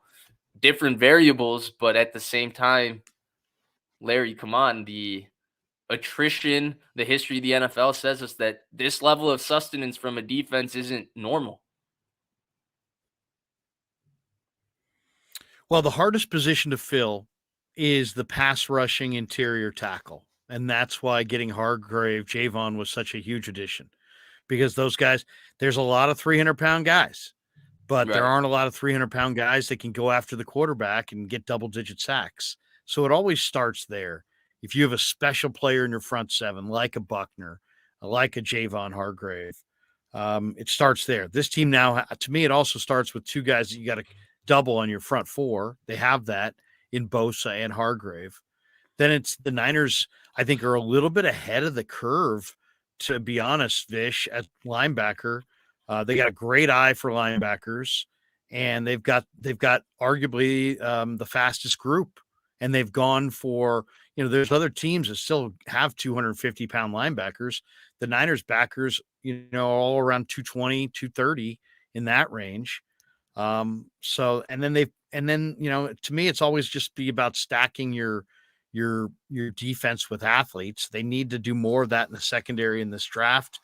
But I mean, there's no question that, when you're on top, there's only one way to go down. There's only one way to go, and that's down. But, I think they've got a sound plan. If they stay with the plan that they've had under, the last couple of coordinators, they like their defense. They go wide nine, they get up the field, they put heat on the quarterback, they invest in the D line, they cover their linebackers by they build the deepest D line they possibly can. They've got a bunch of really fast runaround linebackers, and then they're just looking for some playmakers on the back end. And some years they've had some years they haven't had enough. But I think they've got some good young players in that secondary too. So it's just about restocking. I bet you, if they make 12 picks or 12 additions, let's say, in this draft with either 11 picks and one undrafted guy, 6 or 7 will be defense. I bet you 7 of the 12 are on D. Yeah, I agree with that. And that's where this conversation becomes, I think, way more nuanced and complicated, right? Because I can present you, hey, the history of the NFL tells me that at some point this 49ers defense is going to fall off, but I also have to look at the details of what the 49ers defense is. And right, I presented why those other two defenses fall off. Those two reasons don't apply to the 49ers. And they're restocking and adding talent every year, and they just added, a top 5-6 defensive tackle in the sport of football in Javon Hargrave. I think that, it's a discussion that we're going to have further, Larry, as the season goes on. I just wanted to present it here to see your initial thoughts on it, because I think it's very, very interesting when you think about the fact that the 49ers are on somewhat of a historic rate in terms of their sustenance as a defense. Like, those Seattle defenses are amongst the best in NFL history. Same thing with those Bucs defenses as well. How many different Hall of Fame players? And we're talking about, a 49ers defense that's similarly on that type of a track over the last 5 years. That's incredible achievement. Coach T, once again, makes a point that I just wanted to reiterate personally, because it's restating something I said earlier. So he's kind of adding some more to my own point. And this is my show, Larry. So I'm going to, add the comments here that elevate what I have to say. But he says reshaping equals a guy like Kittle or Armstead leaving. One or more of their current leaders will have a go. Look at the safety spot. It's completely turned over. D-line is in the middle of it. Yup. And I agree with that 100%. And Shanahan and Lynch, to me, are ruthless about doing it. They're ruthless. They don't have any sentimental value to these players, and that's how you should be. And yeah, I agree with that. One thing I think you got to factor in, and I'm doing a whole video on this tomorrow, on my YouTube channel, The Krueger Show. Check it out. The biggest improvement on YouTube, The Krueger Show. How many subscribers? 15,000 what? Let's see. It's been a good day for us today, actually. Despite the storms, we've been storming ahead in the subscriber category. So I think we picked up maybe 50 or 60 subscribers today. I think we've got it's revving up here. But what I was going to say is, before I tell you my subscriber count, which we're all just very riveted to me, the big story in football, the big improvement is year 1 to year 2. That's the biggest improvement. They come in year one, they're coming out of college, they learn your scheme as fast as they can, they adapt on the fly, then they settle into the off season. Training Now for they've the had a full combine and not the season. NFL season too. Exactly. What's that? Oh, I was What were you just saying? saying that the training also is a little bit different, right? Because you're spending half the Right. year training for the draft process rather than preparing for the football season. And you don't know your scheme. There's all kinds of unknowns. Okay, we have 15,652 subs at the show right now. Hey, But what I was going to get say to is 16,000. there there you go. Not quite there. Um, okay, but there are 13 guys on this team, 5 on defense, 8 on offense, that have the arrow pointing straight up. Not kind of like not, hey, they're still getting a little better. Straight up. And that is Kalia Davis, Drake Jackson, Marcelino McCrary Ball, Samuel Womack, Quantrez Knight on defense. Those guys are all going to show up better than last year, significantly. Can I And add 2 then more on names? offense, go ahead. Yeah, I just wanted to add, I like Drake Jackson and Diamador Lenore in there. I had Or did Drake. you No, you mentioned Drake? My yeah, bad. My fault. I heard no I Lenore. guess Lenore, though, that's a good one. I'll Demo add Lenore. Lenore, yeah. I'll add Lenore. Would you put Fonga in there? Or do you think I don't know if he's going straight up. He might Yeah, be I don't know if getting, he's going straight up, and I feel like he's kind of in a tough spot that because he was a first team All Pro and had all that ball production, like he might have a really good season next year, but if he doesn't emulate the same ball production, it's going to feel like he's had a down year. And so I yeah. feel like the perception with him is going to be hard. But yeah, I think he is a player that's definitely ascending. He might have Yeah. already ascended though. Yeah. Right. Okay. So then on offense, I got Jordan Mason, Ty Davis Price, Brock, Nick Sakel, Jason Poe, Tay Martin, Danny Gray, Trey Lance. All just absolutely going up. Now, no, like, straight up. I'll throw 2 more in there. That's a lot. Who else you got? Because there's a couple in there like Tay Martin and Kalia Davis that you're saying because you've had an angle to see them in practice that I can't necessarily say with the same confidence. I have to take your word. But I like the 2 offensive linemen, the 2 guys that started at guard all season. I think Aaron Banks is going to have a really, really good season, Larry. I thought the way he played at the end of the Burford. season, the way he grew in confidence was outstanding. And then same thing with Spencer Burford. The one thing about offensive linemen, and we saw it with Aaron Banks, is that they make major changes to their bodies and their strength year 1 to year 2. And I think Burford is Excuse me. already physically, bless you. I think Burford is already physically an exceptionally gifted player because he moves well for his size. And I thought that, he adjusted well to the speed of the game. Probably better than, 4th round offensive lineman rookies usually do. He had a veteran kind of calmness about him when he played. And Larry, I think that he's going to be a lot bigger, a lot stronger next season. And I think we're going to see a really, really strong ascension in this interior offensive line. I think Brendel might be a ceiling player. I think what he did last year is kind of the baseline production. It's just kind of who he is. And that's great because it's an okay center in the NFL.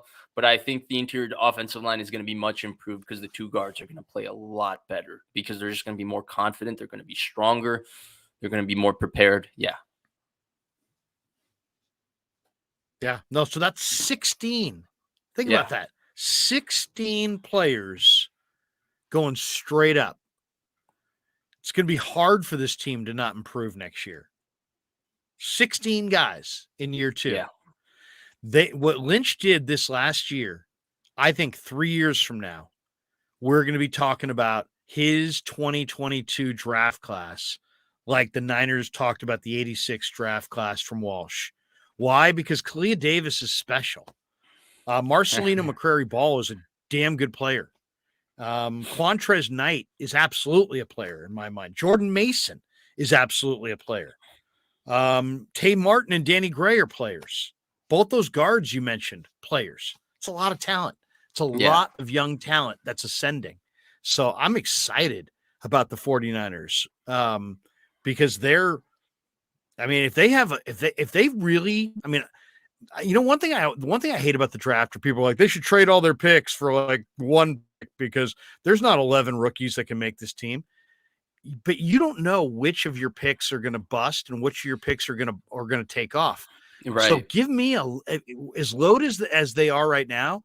Give me 11 bites at the apple if I'm John Lynch, and I'll take 11 chances on prospects we really, really like.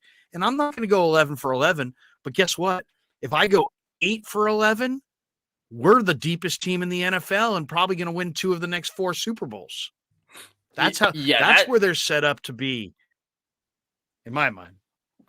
no, absolutely. And that's always been a no-brainer when we talk about the draft to me. It's a total crapshoot. It is a total crapshoot. It's so hard to get stuff right with the draft. It is just so hard. And a lot of people are like, oh, this guy's a good drafter, this guy's a bad drafter. I think you can have a good draft process, but ultimately it is 50-50 no matter, who you're picking. I think the Niners have a really, really great process, but that's not going to lead to a draft like last year every year. And we've seen them have misses too, despite having what I call as a really, really good process. And I think so when you are dealing with the crapshoot and stuff like this is basic statistics, Larry. Give yourself more chances because it'll give you greater opportunity to hit, if you give yourself more bites at the apple to hit on something that's a crapshoot, right? If you have 11 picks and only 3 guys being good, 3 out of 3 is not as good a percentage out of 3 out of 11, but it's still the same 3 guys being good. And we've seen, the 49ers trade up and it not work when they traded up for one player when they thought they were one player away with JJ Stokes. Um, so I'm 100% in agreement with you on that, Larry. I think it's a no-brainer. And I don't think it's about 11 rookies making the team anymore. I think COVID changed that with the extension of the practice squad and all of that. I think player development is at its all-time high right now. And the fact that the veteran minimum is increased, Larry, and the fact that the players fought for the veteran minimum being increased, you are at such an advantage to load up your roster with rookie players because the cost is so different between a 5th round pick and a guy having the $1 million guaranteed with the veteran minimum. And so I think that when you're talking about being cost effective and all of that, filling your roster with draft picks and cheap guys is the way to go. And Niners have a good process with that. They 100% have a good process with that. Now, I'm not as ready to go where you went with the 1986 draft comparison, but you're known to be early on things. You were early on Brock Purdy. You might be early on this one too.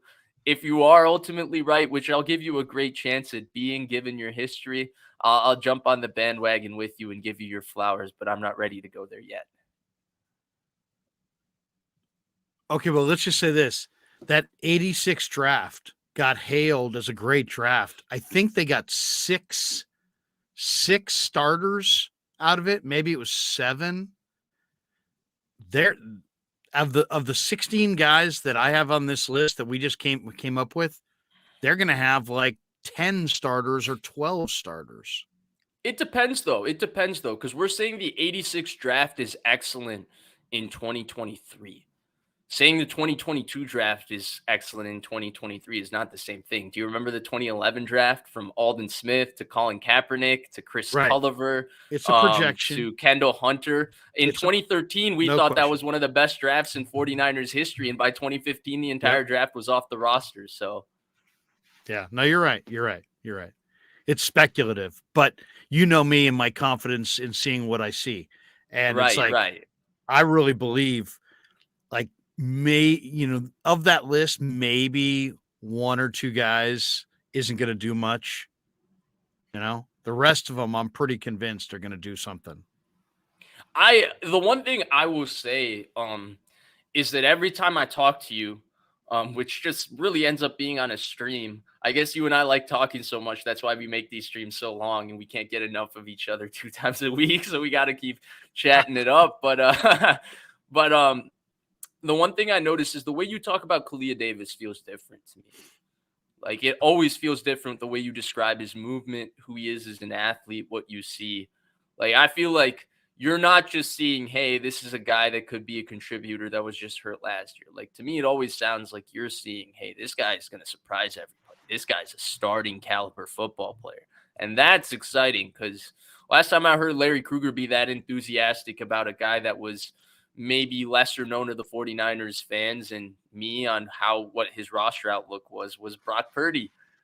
And look at where we are with Brock Purdy. So, well, I do believe in Kalia Davis. There's no question about it. And the reason I believe in him is just because his film, go look at his college film, go look at his college production. He's just a very productive collegiate player, you know? And you're talking about a guy who's 6'2", 310 and fast. How many guys are 6'2" and 310 pounds and fast? yeah. I mean, it's like, yeah, you know, I mean, it's pretty rare. So it's all about health. And if this guy's healthy, you're going to play him in a rotation. He's going to get up the field. And you just added a 310-pound defensive tackle who can really run. So it's exciting. Slick68 points out to me that we have almost 200 people watching and only 61 likes. Unacceptable. Yeah. That ratio is kind of tough. Glitching? That's like a 25% like ratio. You've been glitching a little bit in and out, Krug, but I like we said at the beginning of the show, this was us going to Green Bay in the playoffs. You know, this is an off-season show. Not a lot's happening. Larry's glitching. And here we are, you know, battling through these moments as, you know, Krug reloads and hopefully joins us soon. But really, please do hit that like button. It goes a long way in helping the algorithm. And I really appreciate the support from all of you. It looks like Krug is loading back in. So we will go to the single screen till Krug is back here. Before we go, there we go. Sam, I really appreciate it. Thank you. The like goes a long way. You don't understand. He just made my day. Thank you so much.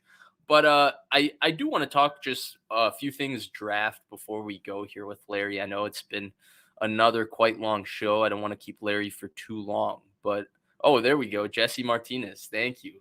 Look at that. Another like. But I also did want to touch on a few of your questions here before we go. Greg T says, talk about the schedule. What do you want us to talk about with the schedule? We're in March. We're talking about the schedule in 2023. If you got a question about it, please do throw it in. We'll try to get to it. And similarly, right now, if you have a question, just throw it in the chat right now. We'll try to get to a couple of these here before we're out of here with the great legend, Larry Krueger, who I do expect to rejoin us. I don't know if his Wi-Fi just completely cut out. Greg T says road games, tons of East Coast games. Talk to me. What's got you worried? The 49ers have been so good on the East Coast since 2019, right? Not something they did well in the first 2 years of the Shanahan era. I don't think they won a game on the East Coast. I think the worst East Coast loss, in fact, was the infamous Reuben Foster game before he got cut in Tampa Bay right off the bye. That was a disgusting game for the 49ers on the East Coast. And then since then, it sounds like they've been very good on the East Coast the last few years. I can't remember a game they lost on the East Coast. By the way, Larry is joining. Jack518 says, unrelated since Larry isn't here. Are you still coding, Vish? Of course. My job is literally involving programming. So, yeah, of course. I love programming, but maybe not at the same, I would say, frequency, though. Definitely is when I was in college. Definitely a lot less personal projects and stuff like that. I got to get back into working hard on that and improving my skills. Joel Martinez says, think we will move in the second round for a right tackle? I'm going to say probably not. I kind of like their right tackle situation. Now, I don't know if there's necessarily a tackle in the draft that we could look at from that standpoint. Larry might have a little bit more insight for us there. By the way, Larry, this is the best you've looked all show. I mean, you're always looking good, but your camera quality looks the best it's looked. So, yeah. The wind all died down, and I think it's now back to somewhat normal. So I rebooted the whole computer just to give me a better chance. Look at that. So sorry about that. We went from last week, you were learning about how to star comments and toggle between the two starred comments and the live comments on StreamYard. And I was welcoming you to 2023. And then look at you reconnecting like a pro multiple times during this stream, handling the Wi-Fi issues in the cyclone.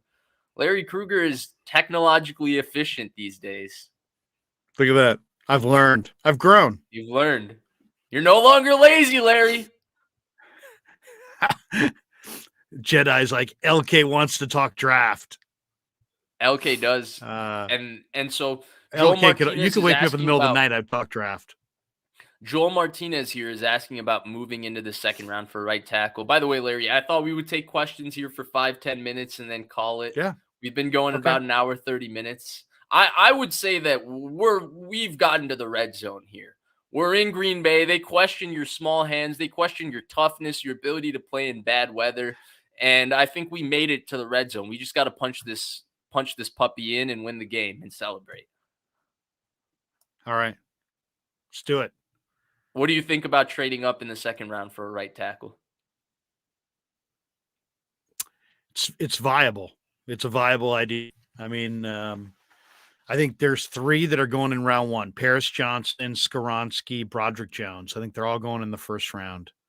And then after that, I think those guys are probably there's going to be a run, I would say mid-second round, with Anton Harrison from Oklahoma, Darnell Wright from Tennessee, Bergeron from Syracuse, and the monster, Daewon Jones from Ohio State. I think they all go probably in that second round range. And the 2 guys I think if I'm the Niners, I'd be targeting, it would be Blake Freeland out of BYU and Jalen Duncan from Maryland.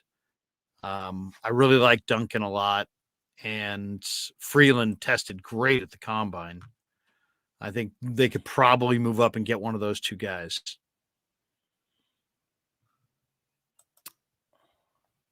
I wish I had a little bit more insight to add to that, but I do not. So take Larry's word for it. I wouldn't expect them to move up for a second round right tackle. And I would say the way I saw Anton Harrison test at the combine, I would be shocked if he doesn't go in the first round, Larry. Yeah. Isn't there an injury though? I think there's an injury. There's an injury there to look at. If I'm not mistaken, if we're talking about the same guy. I mean, I like other guys. I like Saul DeVary from Old Dominion. I like Alex Palszewski from Illinois a lot. I think he's really interesting. The Tennessee tackle had a very good game against Will Anderson. I know that. I saw that on Twitter, but I don't know if he's actually very good or not. Right tackle. Darnell Wright, I think. Darnell Wright. Yeah. Yeah. No, he is good. He's going to be in the second round for sure. Bergeron from Syracuse is going to be in the second round. Daewon Jones is the monster. He's 6'8", 375. This is Mekhi Becton. Good. But I to me, it's that maybe Blake Freeland or Jalen Duncan falls to you. Really it's beauty in the eye of the beholder there. There's a bunch of guys. Ryan Hayes out of Michigan. Asim Richards out of North Carolina, Carter Warren from Pitt, Trevor Reed from Louisville. There's a bunch of big-bodied guys there. But I kind of like, as I said, I like that Saul DeVary from Old Dominion, which I think he's going to be there in like the 5th round. And I think Palszewski from Illinois is going to be there in like the 5th round. And Dalton Wagner from Arkansas, another guy, 6'8", 320, could be a real solid right tackle. Sonny Bardwage's blogs and reviews says, will Trey be our starting QB this season? I hope they give the kid a fair chance. So, Larry, do you want to talk quarterbacks here real quick? What do you think? Sure. Will Trey be, I mean, I don't know. I really don't know. I mean, I think Trey should be able to, if he's continuing to improve, he absolutely should be the starting quarterback. He should absolutely beat out Sam Darnold. I think Brock Purdy, even the most optimistic person, doesn't see Brock Purdy back until October, I think. So Trey's going to have a month with a really, really talented offense to show what he's got. So I'd say fear not. He's going to, but I don't think it's going to be handed to him. So if by chance Sam Darnold looks awesome in this offense and outplays Trey, then Sam Darnold is probably going to start at the beginning of the year because Trey is a really good prospect, but they're gonna, I think Shanahan's gonna, this team's too much of a Super Bowl trajectory to just throw Trey out there if Darnold really beats him out. But I think Trey will wind up beating Darnold out because Darnold's not that accurate. He doesn't know the offense as well as Trey. He hasn't been in the offense as long. He hasn't had the reps with the receivers. Trey should be so far ahead of him in so many aspects of Shanahan's offense that I expect Trey to badly outplay Darnold, to win that starting job, to play pretty good football but inconsistent football in the preseason, and then get a little bit better as it goes. I think it's going to be a really interesting thing, though, when we get to October, because I think even if the Niners are winning, if they're scoring in the 20s, there might be a sentiment to go back to Brock because the team was scoring in the 30s with him last year. So I don't know. That's going to be interesting to see how it plays out. But yes, I think Trey will be the starter in September. Yeah, I 100% agree. I think the conversation with Purdy and all of that is ways down the road. I think the conversation about directly who's going to start week one, if I was a betting man, I would probably bet on Trey Lance today. But like you said, I don't think it's going to be handed to him. And in some ways, I think he's got his work cut out for him. I don't think the highest of Sam Darnold, but there's some talent and ability to Sam Darnold that in the right situation, he could be a successful player. We haven't seen him put it together yet in the NFL, but he's also fairly young. And in a lot of ways, he's similar to Trey Lance in terms of the sense that he has a lot of physical talent. That's why he was the third pick in the draft. I would put my money on Trey Lance ultimately winning and being the starter. I don't know if he badly outplays Darnold in camp. I hope he does, by the way, Larry, but I don't know if that exactly happens. But if I had to put my money on somebody starting week one, it would be Trey Lance. Yeah. I'd be very surprised if Darnold outplays Trey Lance. This will be a bad sign. Yeah, that would be a bad sign. I don't expect that to happen. I don't think you do either. But I don't have you. No. There he is. No, I expect Trey to outplay Darnold. Titus Moeller says, at Vish Kumaran, given their positional emphasis in free agency, where do you think the 49ers will place their focus in the draft? Larry Krueger. Given their positional emphasis on free agency, where do you think the 49ers will place defensive ends, defensive backs? I think they'll get a couple linemen, but offensive linemen. But I think you're going to see them go for defensive ends, edge rushers, and defensive backs, safeties, and corners. I think they'll take multiple defensive backs. I think they'll take multiple edge rushers. And I love this edge rusher class. I think it's one of the best group of edge rushers I've seen in a while. I really like the group. Top to bottom, right? Top to bottom. I 100% agree with you, Krug. I think they'll take a safety too. They need some young talent there to be developed there for sure. And then I think there will be some developmental offensive line prospects picked as well. I don't know if they would look at anybody as, a guy that's drafted to be a starter, but a lot of depth will be drafted in those positions. I'm with you. Ashley Keating asks a question. She says, do you think Shanahan is a leader? Now, I'm assuming that Grant probably earlier had conversation about Shanahan not being a leader. Otherwise, I don't know why this conversation would come up. And so I'm assuming also, given how much Grant and I used to disagree about this particular topic with Shanahan and what great conversation it provided, that he said Shanahan is not a leader as well. So now that we've gotten the context that I'm assuming, what do you think, Larry? Do you think Shanahan's a leader?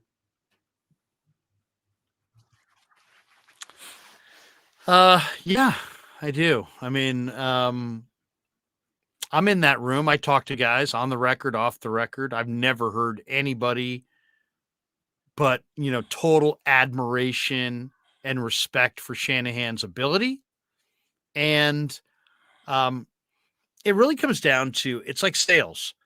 You buy Mm-hmm. from who you like, and a head coach is no more. He's got an agenda. You're selling your plan. You got a plan every day.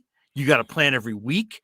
You got a plan every season, and you have themes, and you have to sell your themes to your players.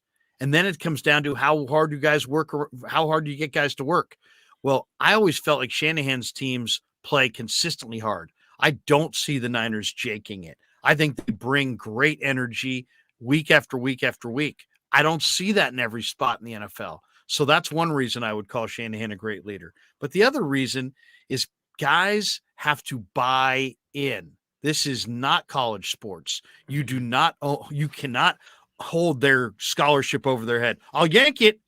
I'll yank it.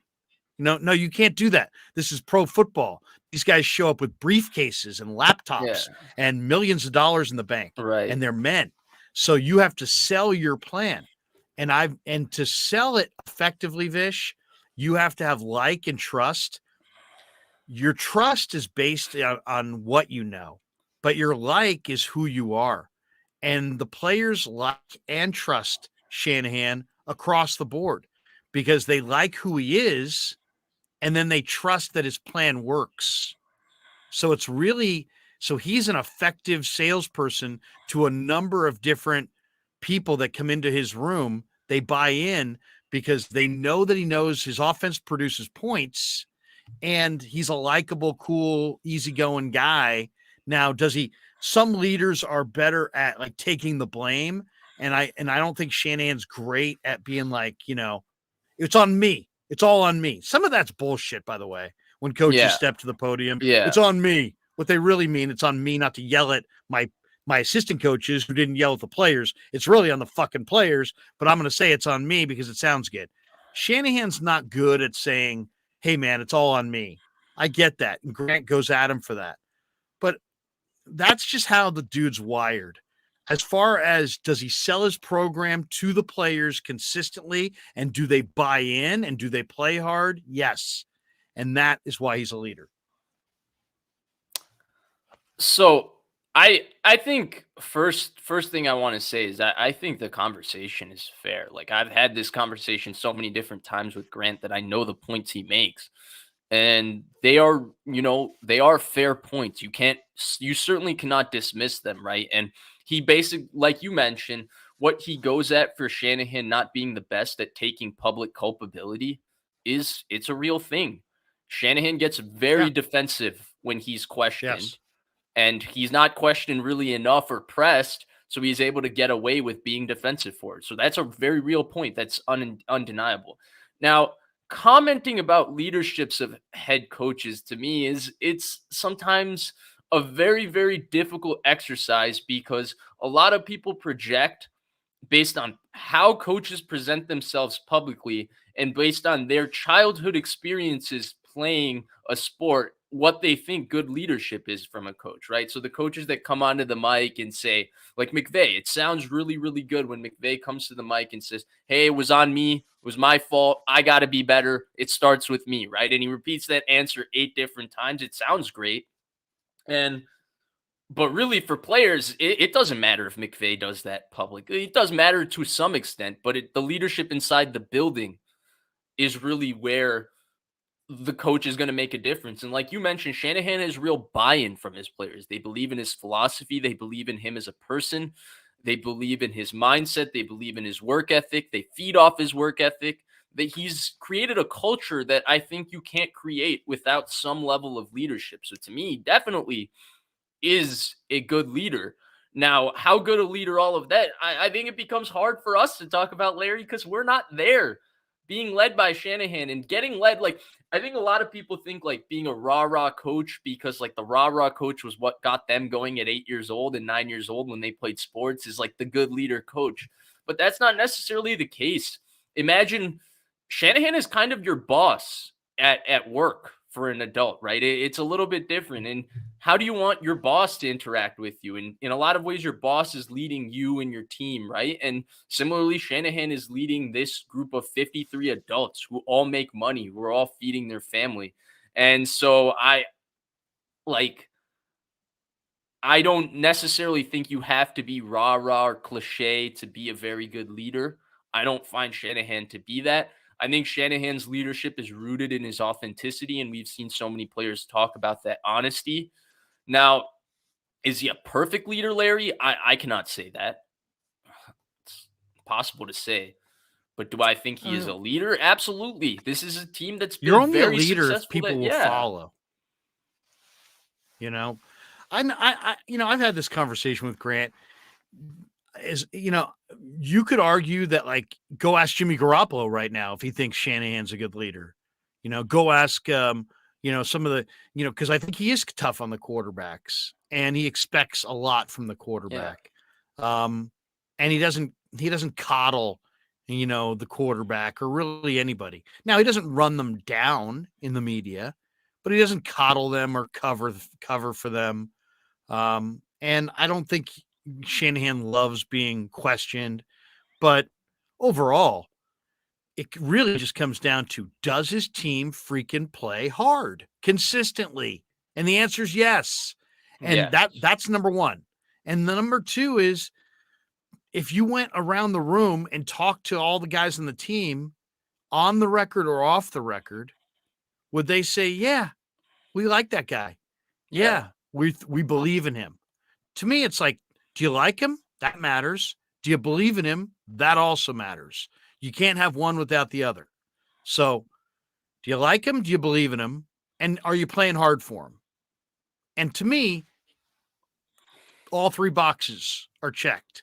So you want to, talk about he's not the ideal leader and this and that. He's not the smoothest guy as far as, his public presentation. But that's because he's a real football guy. He's sitting there. He's watching film. He's devising plays. He's 100% bought in. I got no problem with Shanahan. I don't think they ought to fire him. I don't think they ought to replace him. I think he's one of the better coaches in the NFL. I think they're lucky to have him. I don't think he's modern day Bill Walsh, but at the same time, I think he's, on the grand scheme of coaches, he's probably top 5, top 6 in that range. Yeah. I'd rather have him than a couple guys who have won Super Bowls. Like, if you ask me, would you rather have Mike Tomlin, John Hardball, or Kyle Shanahan? I'd take Kyle Shanahan. And yet those guys have won rings. Shanahan. Yeah. Today, definitely, with where the NFL is, I think he's a top 5 100%. head coach. That's where I think he sits, top 5. And I agree with all those points, Larry. I also do think when Grant brings up the conversation about leadership in Shanahan, I don't necessarily think he's saying Shanahan has no leadership ability, because you can't have the level of success and build the culture that he's built with coaches and players without having leadership ability. I think he's asking the question, is his leadership ability what's not allowed him to win a Super Bowl? He's been so close for so many years and he's not. And that's a different conversation, probably when we're not an hour and 48 minutes into a show, Larry. That's probably a much more nuanced conversation for another day. Now, with Shanahan and his leadership, the one thing I will say, Larry, that I've noticed that maybe, I don't even know if I would call it a flaw, but it's an observation I've had, is that sometimes I feel like he thinks because his delivery is from a genuine place to players, it means that they can't necessarily misunderstand his delivery, right? There was a complete disconnect with him and Brandon Aiyuk on what was going on with the situation. They had to hash it out. Aiyuk didn't necessarily seem to be aware of what Shanahan was upset. There was a disconnect with him and Dante Pettis. There's been a few disconnects with him and players, and sometimes I think that disconnect exists because he's so direct and authentic in his communication, and he communicates in a way that he understands is blunt, but he also understands that, hey, I'm always communicating from the standpoint that I care about the player and I want the player to get better and I care about the football team. And so therefore, even if my delivery isn't the best, that's okay because I'm right because it comes from a genuine place. I do think that if there's something he could improve on, it's that. But Larry, he's also what, 44 years old? He's 6 years into doing this job. There's also growth that's gonna go with him every single year. Like, I understand that he's already amongst the very best at his position, but I also look at it as he's also got to grow. And third string all pro brings up a good point. Communication is mutual. It goes both ways. These are adults communicating. So it does go both ways there. I think it's a very, again, it's a very, very nuanced conversation, Larry. But I don't see evidence that presents him not being a leader. You don't create the culture that he has created. And like you said, all a leader needs is people willing to follow him. And these players and coaches do believe in him. That part is completely clear. And he's direct. He's direct. I mean, that whole conversation that when Jimmy Ward went on IG and talked about Kyle and what Kyle said to him and this and that. Kyle's got to sell to his players what he thinks is the best plan to win. That plan includes play calling, play sequencing, and personnel implementation. And if you feel like after Emmanuel Mosley goes down that your best 4 DBs include Tayshaun Gibson at free safety, and you feel like you can move Jimmy to the nickel, you don't give a crap about Jimmy and his contract and how he's going to look on film and this and that. You're just trying to put your best guys on the field to win games. Right. And so he had to sell it. So, I mean, everybody made a big reaction to that. Like, oh my God, what a terrible thing. That was, you're going to put your best players on the field and you're going to say whatever you need to say to make it all work. But you will put your best players on the field. There is no such thing as an NFL head coach who just doesn't put his best players out there because of feelings and he doesn't want to have hard conversations and got to be kind of awkward. No, you put your best players on the field and you figure out a way to communicate it any way you need to. And that's what he did. And so I've had many interviews with Shanahan. And I've talked to him. I've asked him some very direct questions, and he's given me some very direct answers. So to me, he's never sidestepped anything that I've ever asked him. You know me, Vish. I've asked some very tough, direct questions. He's never sidestepped it and not answered it.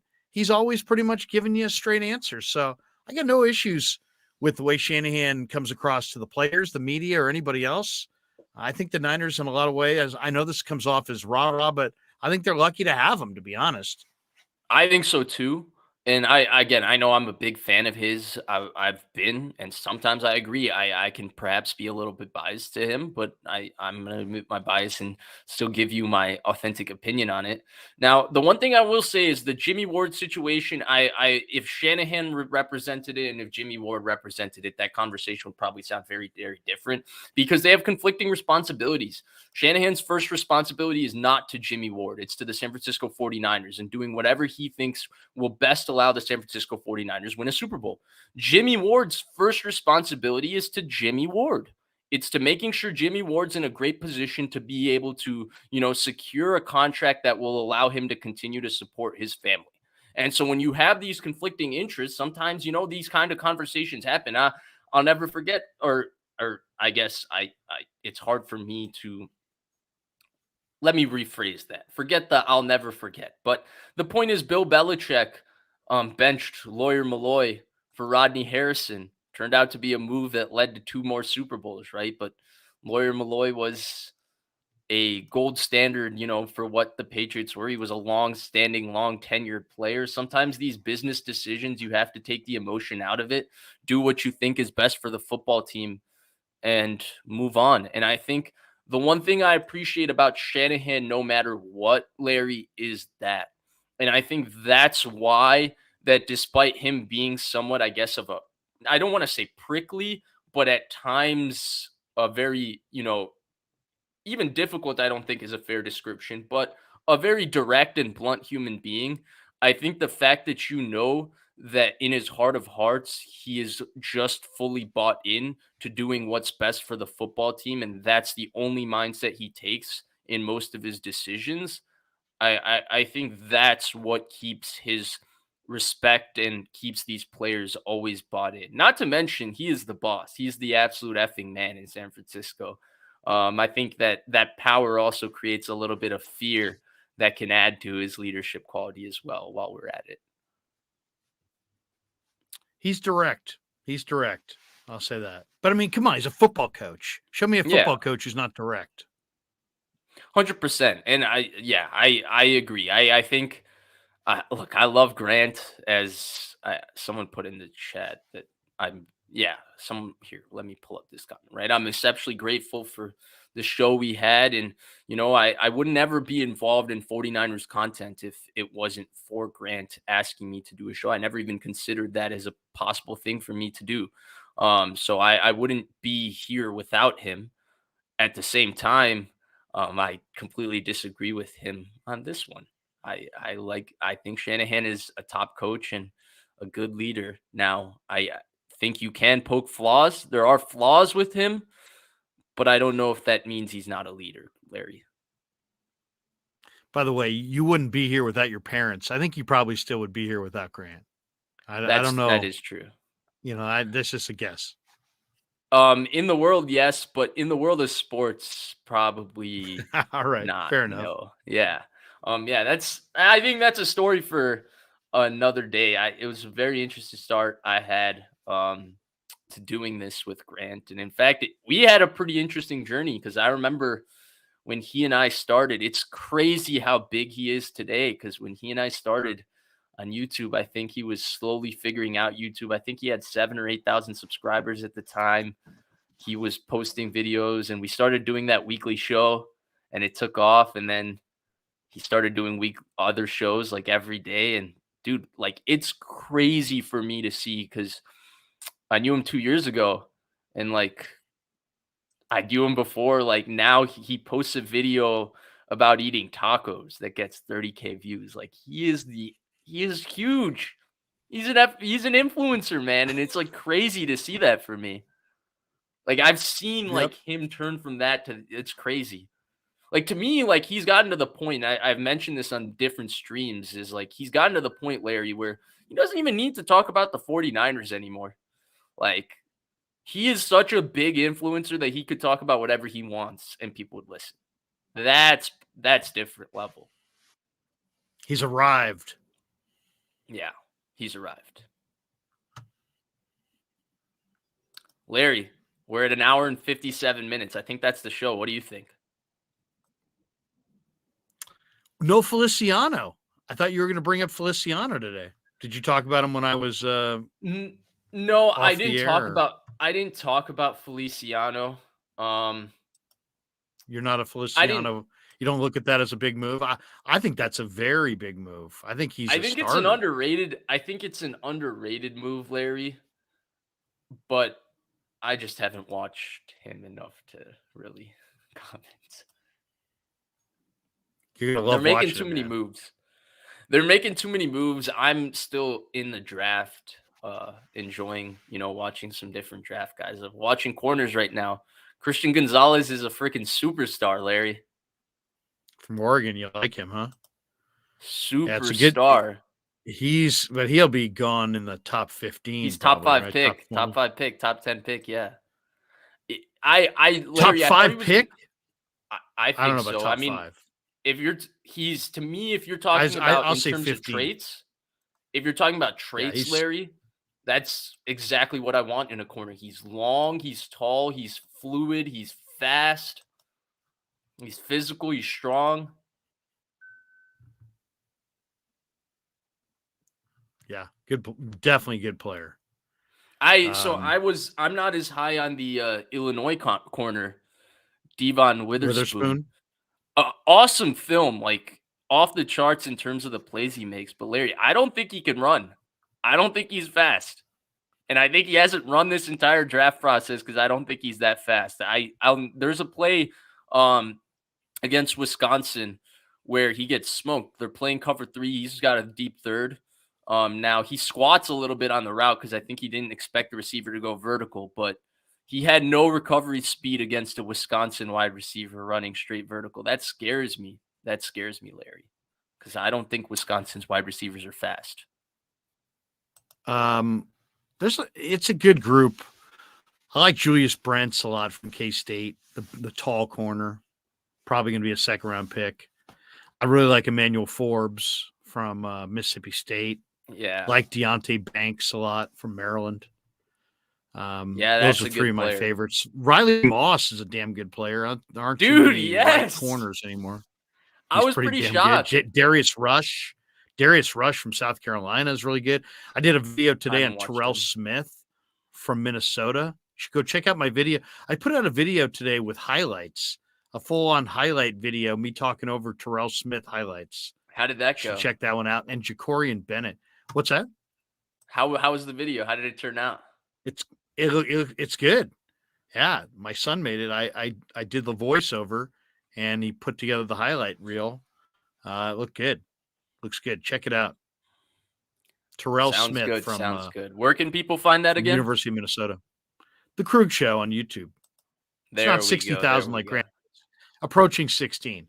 Hey, I think you're doubling me, Larry. No, you are doubling me. So there you go. Give it time. We'll all be there. Hey, I mean, what about that 49ers March Madness media bracket? I've been totally disengaged from it. You sent me a message that I didn't even know that I apparently beat out somebody. I beat Mike Silver apparently. Like, to me, that's like, Mercer beating Jabari Parker's Duke a while ago. So I guess I was able to get a little bit you took down Silver. Right. And now it's me versus Akash, which I feel like is going to be a problem, because if I beat Akash, I know for a fact it's just because a lot of people thought I was Akash because he gets called Vish so much and I get called Akash so much. I think you're taking down Akash. I like Akash's tweeting. But I think Vish has got, there's more popularity there than Akash. Akash has great content, but he doesn't connect with the audience quite in the same fashion that Vish does. So I would say you beat Akash. I don't think I have any chance of taking down Grant. Yeah, you're taking I will say this. If I do take down Grant, I could go on a run. I think if you take down Grant, you win the tournament. If by chance I got lucky and I took down Grant, I'd probably go on a run. I'd probably go on the finals. If you take down Grant, you're winning the tournament, I think. Because I think Grant's winning the tournament. No doubt about it. Yeah, Grant should win. In fact, if I had to put money on half the people voting, I guarantee you half of them are some of Grant's just most avid followers and listeners. Just because he connects and has an audience that way. Based on the bracket that I saw, I'd say it's Grant against Barrows in the final. That'd be my guess. You think is Mayoko on the same side as Grant then? I don't know, but I don't. I think Grant takes down Mayoko. I think Grant takes down everybody too. I'm just trying to figure out who's going to face Grant at the end. I don't know about Barrows. Barrows is pretty good. Someone's saying Grant's not beating Croc. Yeah, Croc's got a big grip on it too. I don't know about that. Well, I think so. I think Croc's got a real good chance. I think it's going to be Croc, Grant for sure, Mayoko, Barrows too. Jesse went down. Yeah, I was a little bit shocked by that. I thought Jesse was going to go very Who did Jesse lose to? No clue. It might have been, let me see. It was somebody good. I will say this. The only reason I think I took down Mike Silver is because I think he's blocked half the people that could have voted for him. He loves Blocktober, and I think that's literally the only reason I took him down.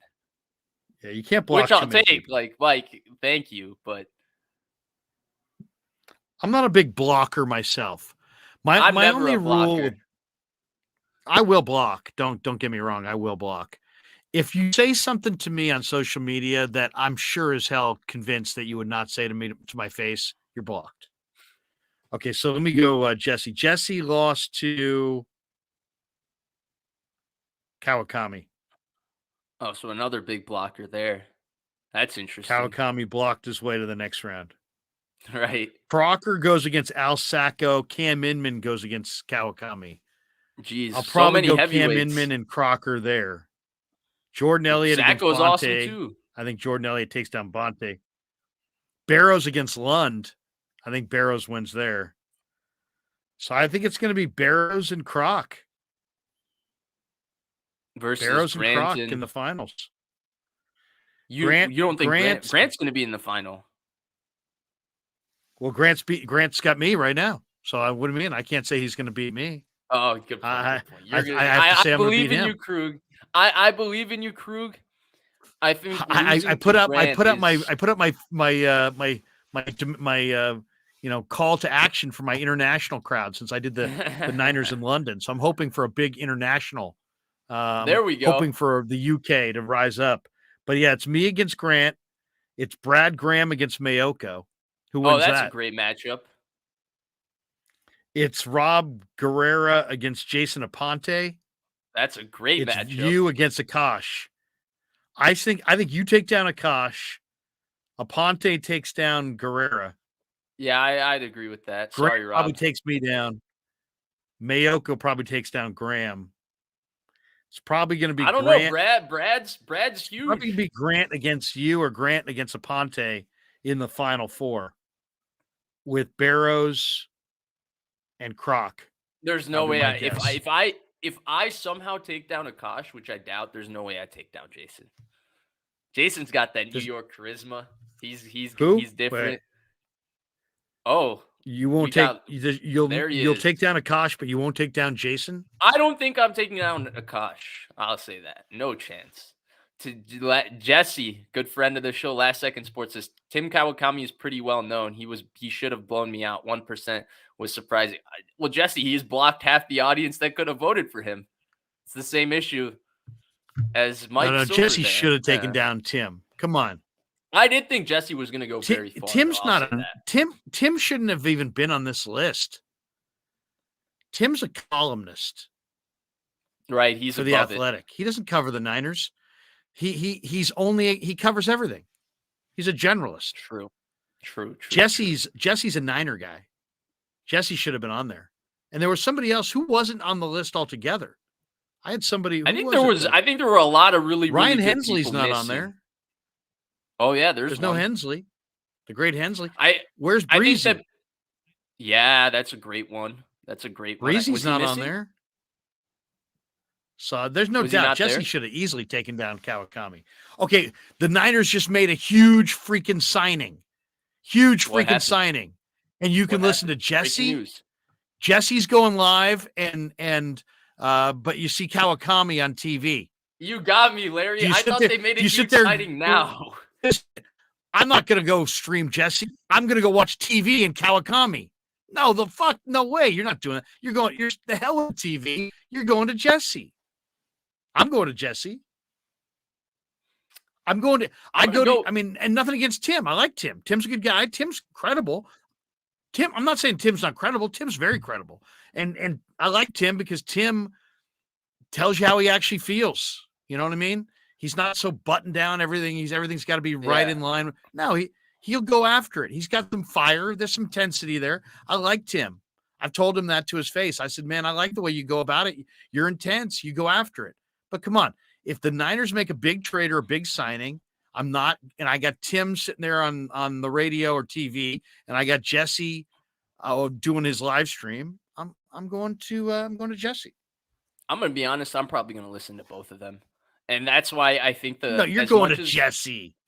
I'm 100% going to listen to Jesse, but I'm also probably going to read what Kawakami's take on it is. Now you only have time for one.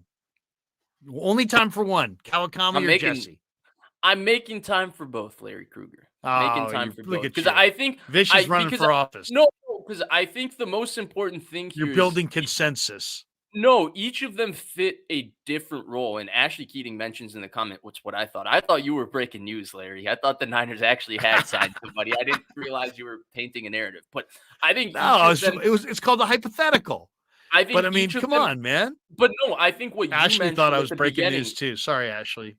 I think what you mentioned at the beginning is the most important thing. Kawakami's a columnist. Like his role Yeah, he's is a different from generalist. the content that Jesse is providing for us, which is more of the logical analyst role. And so it's completely different. So I don't feel like I can compare them because I take their content for different things. And that's where I feel like this media bracket like is going to be a little bit weird because I don't know if it necessarily reflects one person being better than the other as much as it just reflects that there's so many talented people with completely different skill sets that all have their own different voice and niche um, within the 49ers. And Jesse says Kawakami How has about like Kyle 30K Posey? followers. Kyle Don't sell Posey should. yourself short, I mean, Jesse. I I think agree. Jordan's really good.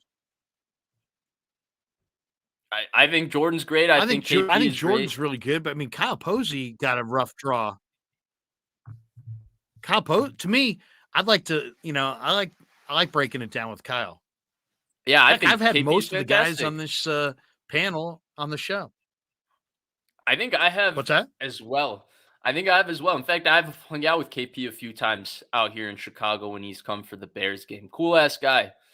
But yeah, Larry, Yeah. ultimately, like I think the media bracket is a good idea, but I've been completely disengaged from it. And what I will say is that I do think that some of these matchups, reading it to me again, I don't think it's necessarily indicative of better because I think each one of these people who's in the bracket, and even the people you mentioned who aren't in the bracket, there's a reason they all have Where's their own niche Haberman and and phone. Milkoff? Are they not in there? Are they? I don't think so. Did Okay. Haberman and Middlecoff not get in there? No, there's no Haberman, no Middlecoff. Oh, apparently they're missing too. Yeah, the comments are saying the same thing as well.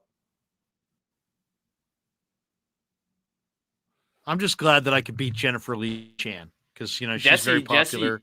She's on Jesse's there with talking about his Mayoko. Twitter cachet. Jesse, didn't you say you lost by 1%? You got the cachet, my man. You got the cachet. You lost by 1% to a guy that has like 30. I think Kawakami Kawakami might has have more than 30,000 30K. followers. Yeah. I have 5,000.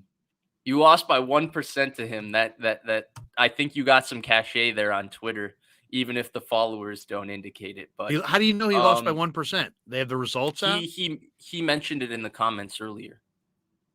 Oh. All right. Vish, I think it would be great to see you against Grant. I'd get smoked. I'll say this. If by chance I advance and you advance and it's you against me, I think we maybe don't stream that week. I mean, I think maybe it's just gotten too personal at that point. If it's me against you, I mean, I would give you the win, to be honest. Would you? Yeah, 100%. I could care less about winning or losing this. I don't want anything handed to me. No, I'm just joking. The whole thing is funny, though. I enjoy love it. the idea, though, it. because Rob and Levin are awesome, and they're doing the full thing just to give everybody more free promotion, which is fantastic. It's awesome. Because there's actually really so many different names, right? So many different names. And the one thing I want to continue to mention is I don't think that poll is necessarily indicative of better, because the cool thing about every single one of those people on the bracket and the few people that you mentioned that weren't on the bracket for whatever reason is that they all have their own I don't think different Chapman's niche. on there. Oh, no, I think he not? Okay. There's another one though. Everybody has their own niche, Larry. That's what's cool. Like my content is different from yours, which is different from Grant's, which is different from Jesse's, which is different from everyone. So everybody has their own niche, that's the which cool. I think is seriously. the cool part. Yeah. I'll have 4 or 5 different content creators on every week for Niner content creators. We have totally different conversations across the board. I mean, maybe like there'll be one day where there's some similar stuff because of signings, but for the most part, everybody's got kind of a different angle, a different passion, a different wrinkle, a different whatever, you know what I'm saying? So, and that's what makes it cool. Plus some of the guys, what I like is that, modern media, it's about going face to face with the subjects and face to face with the fans. And that's what it's about. That's where radio's losing out, whether it's satellite, terrestrial. There's a visual component. I got a 13-year-old. My 13-year-old cares a whole lot more about, like if there's an article in the paper and there's like a video adjoining, like, like on the website, I'm going to read the article and watch the video. He's just going to watch the video. You know what I mean? He's not going to read the article. So, the video component's big, man. You got to have the video component. I was sitting in Scottsdale last week at spring training, Vish. All these Giants beat writers are all sitting there. They're interviewing Gabe Kapler. I'm the only guy filming it. Yeah. Everybody else is sitting there writing like 3 words in a notebook, trying to like recap that quote for an article. These guys don't even have a tape recorder. It's like, it absolutely amazes me. So it's just there. It's there. The content's all there. The fans want to see it. So heck, that's what I try to do this year through the UK thing and through what I brought through the YouTube channel. It's just look at try Larry. to do as many face-to-face interviews in the locker room, bring that content to the fans, and then talk to the fans. Fans of the Niners. So anyway, I think that's my state of the state. I agree. And finally, to put a bow in kind of the conversation that got us here, which was the blocking conversation on Twitter. I don't block or mute on Twitter at all. And the reason I don't do it is no matter what, even nobody says anything heinous. Everybody says what they have to say. Even if they say something completely out of pocket, sure, like I get a reaction out of it sometimes. Sometimes I react to it in a way that, isn't necessarily giving off positive energy. And then 30 minutes later, I pick up my phone and I'm like, why did I get so affected by that? I probably shouldn't have, but it's that momentary lapse of being human. But really, the only reason I don't block or mute Larry is because ultimately I'm on social media for the football discourse. Which do you prefer? To me, a real man blocks. If you're kind of a wuss, you mute. I don't do either. Yeah, so because if you mute, me? That means that you're afraid of confrontation. If you block, you're like, fuck it. I don't care about the confrontation. I'm going to block. I'm blocking. I don't care if the person knows they're blocked. If you mute, it's like, that's like passive aggressive. I'm going to not give them the satisfaction of knowing that I'm turning them off, but I'm turning them off. So here's my thing. I have much more respect if somebody blocked me than muted me. I feel like, okay, if I block somebody because they say something rude Larry to me, mutes. No, I don't. I don't mute. I feel like whether I block them, I would not mute. I feel like whether I block them or mute them, Larry, I'm literally on there for interaction about talking football. So like you can say personal stuff to me. I might take it the wrong way, probably in an immediate reaction, but ultimately I don't care. Doesn't affect me in the long run. And you might actually have something insightful to say, and I don't want to be blocking or muting you to miss out on that. And so that's why I don't do it. I also maybe you don't want to miss insight. Yeah, I don't read maybe social media too as directly as I could sometimes. I think if I read it probably more, I would probably be major on the block and mute, because I'm not gonna lie, like sometimes, like even if somebody even disagrees with you in a respectful way, like sometimes you can feel like, oh my God, nobody likes my take. So like it affects you a little bit too. It's definitely a very interesting place, a lot of very interesting mental gymnastics there. But yeah, I'm not a big fan of the entire block or mute, because I feel like I'm not sensitive to what you have to say about me really in the long run. And you might say the 7 most insulting things about me, but tomorrow, if you make a very, very good point about the 49ers or about football, I don't want to be missing it, because I was very upset that you said mean things to me. So come on, man.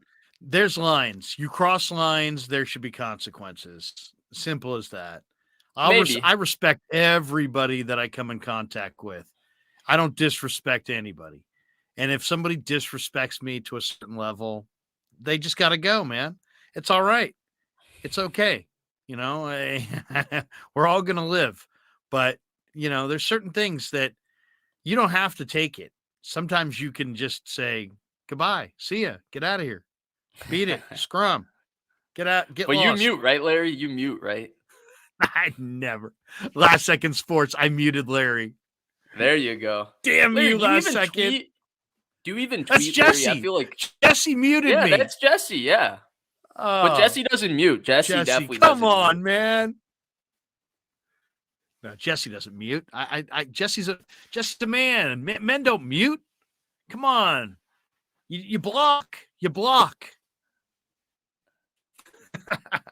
Seriously, if you're muting a lot of people, if that's your regular move, you gotta come correct, man. You gotta go block those people and just own it. Just own it. Just lean into it. All right, I think this is a really, really nice spot for us to end the show. Larry, as always, I appreciate your time. We do this so naturally every Tuesday night. I love the conversation. You and I will be back on your channel on Friday this week, not Thursday. So let's make sure to talk some John Feliciano then, which was really the only topic we missed today. But as always, everybody, thank you so much for watching. Please like, subscribe. By the way, I don't know what our like to view ratio is, but I'd appreciate it if you guys would increase it. Everybody go and throw a thumbs up, subscribe, comment down below, what you thought of our Aiyuk Deebo discussion, what you think of the 49ers media March Madness bracket, which Larry is very much into. I did not expect that. I'm super into it. I've got people Yeah. around the clock voting. I'm coordinating a group effort.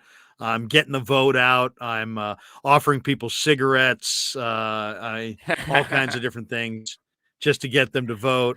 Just vote Right. early, vote often. It's like Cook County. It's like Cook County elections in Illinois there. Just keep voting, baby. Just keep on voting. It's like all-star game ballots. You just stuff the box. Get me past cone. Apparently somebody in the comments if I said win that this election, I'll give money back to the community. you can control that, Larry. I'll argue for 3-day weekends for all of us for the rest of eternity. We'll make changes at the top if I can just get past Grant County. If you want it that bad, according to James Foster, you can control it. He says you can vote as many times as you want. I haven't even voted once. But you know what? Please, if you're out there, vote for me. Do it for the kids. Do it for the kids. Do it for the kids. All right. With Do it that, for the kids. please make sure that you're subscribed and liking the Krug Show. I've seen Larry has been dropping videos galore of late. It's going crazy with what he's doing over there. Today he fought through, very shoddy internet in the middle of a cyclone to join us. We really appreciate it. So make sure you're liked and subscribed over there. Make sure you're liked and subscribed to our man Jesse Naylor. Last Second Sports recently hit 10K. Vote for Pedro. I don't know what that means, but Vote yeah. for So Pedro? make sure that was a Napoleon Dynamite reference to the never, movie Napoleon Dynamite. Unfortunately, I've never watched Napoleon Dynamite, so it's a classic. I'll add it. I know. Just never took the time to watch it. But thank you everybody for watching. As always, like, subscribe, share, comment down below what you think the 49ers should ultimately do with Brandon Aiyuk's contract. I will be back probably Thursday for sure with Larry. I'm also going on with John Chapman on his channel. Friday. Remember we moved this week to Friday. Excuse me. Friday for sure with Larry. I'm going on with John Chapman on Thursday. So make sure you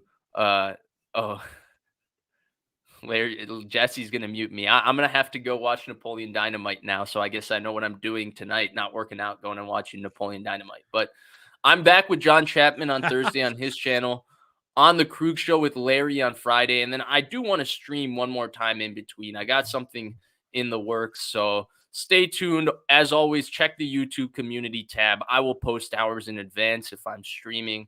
Thank you everybody for the support. Have a great rest of your evening, and we will see you Friday on the Krug Show. Don't mute, block.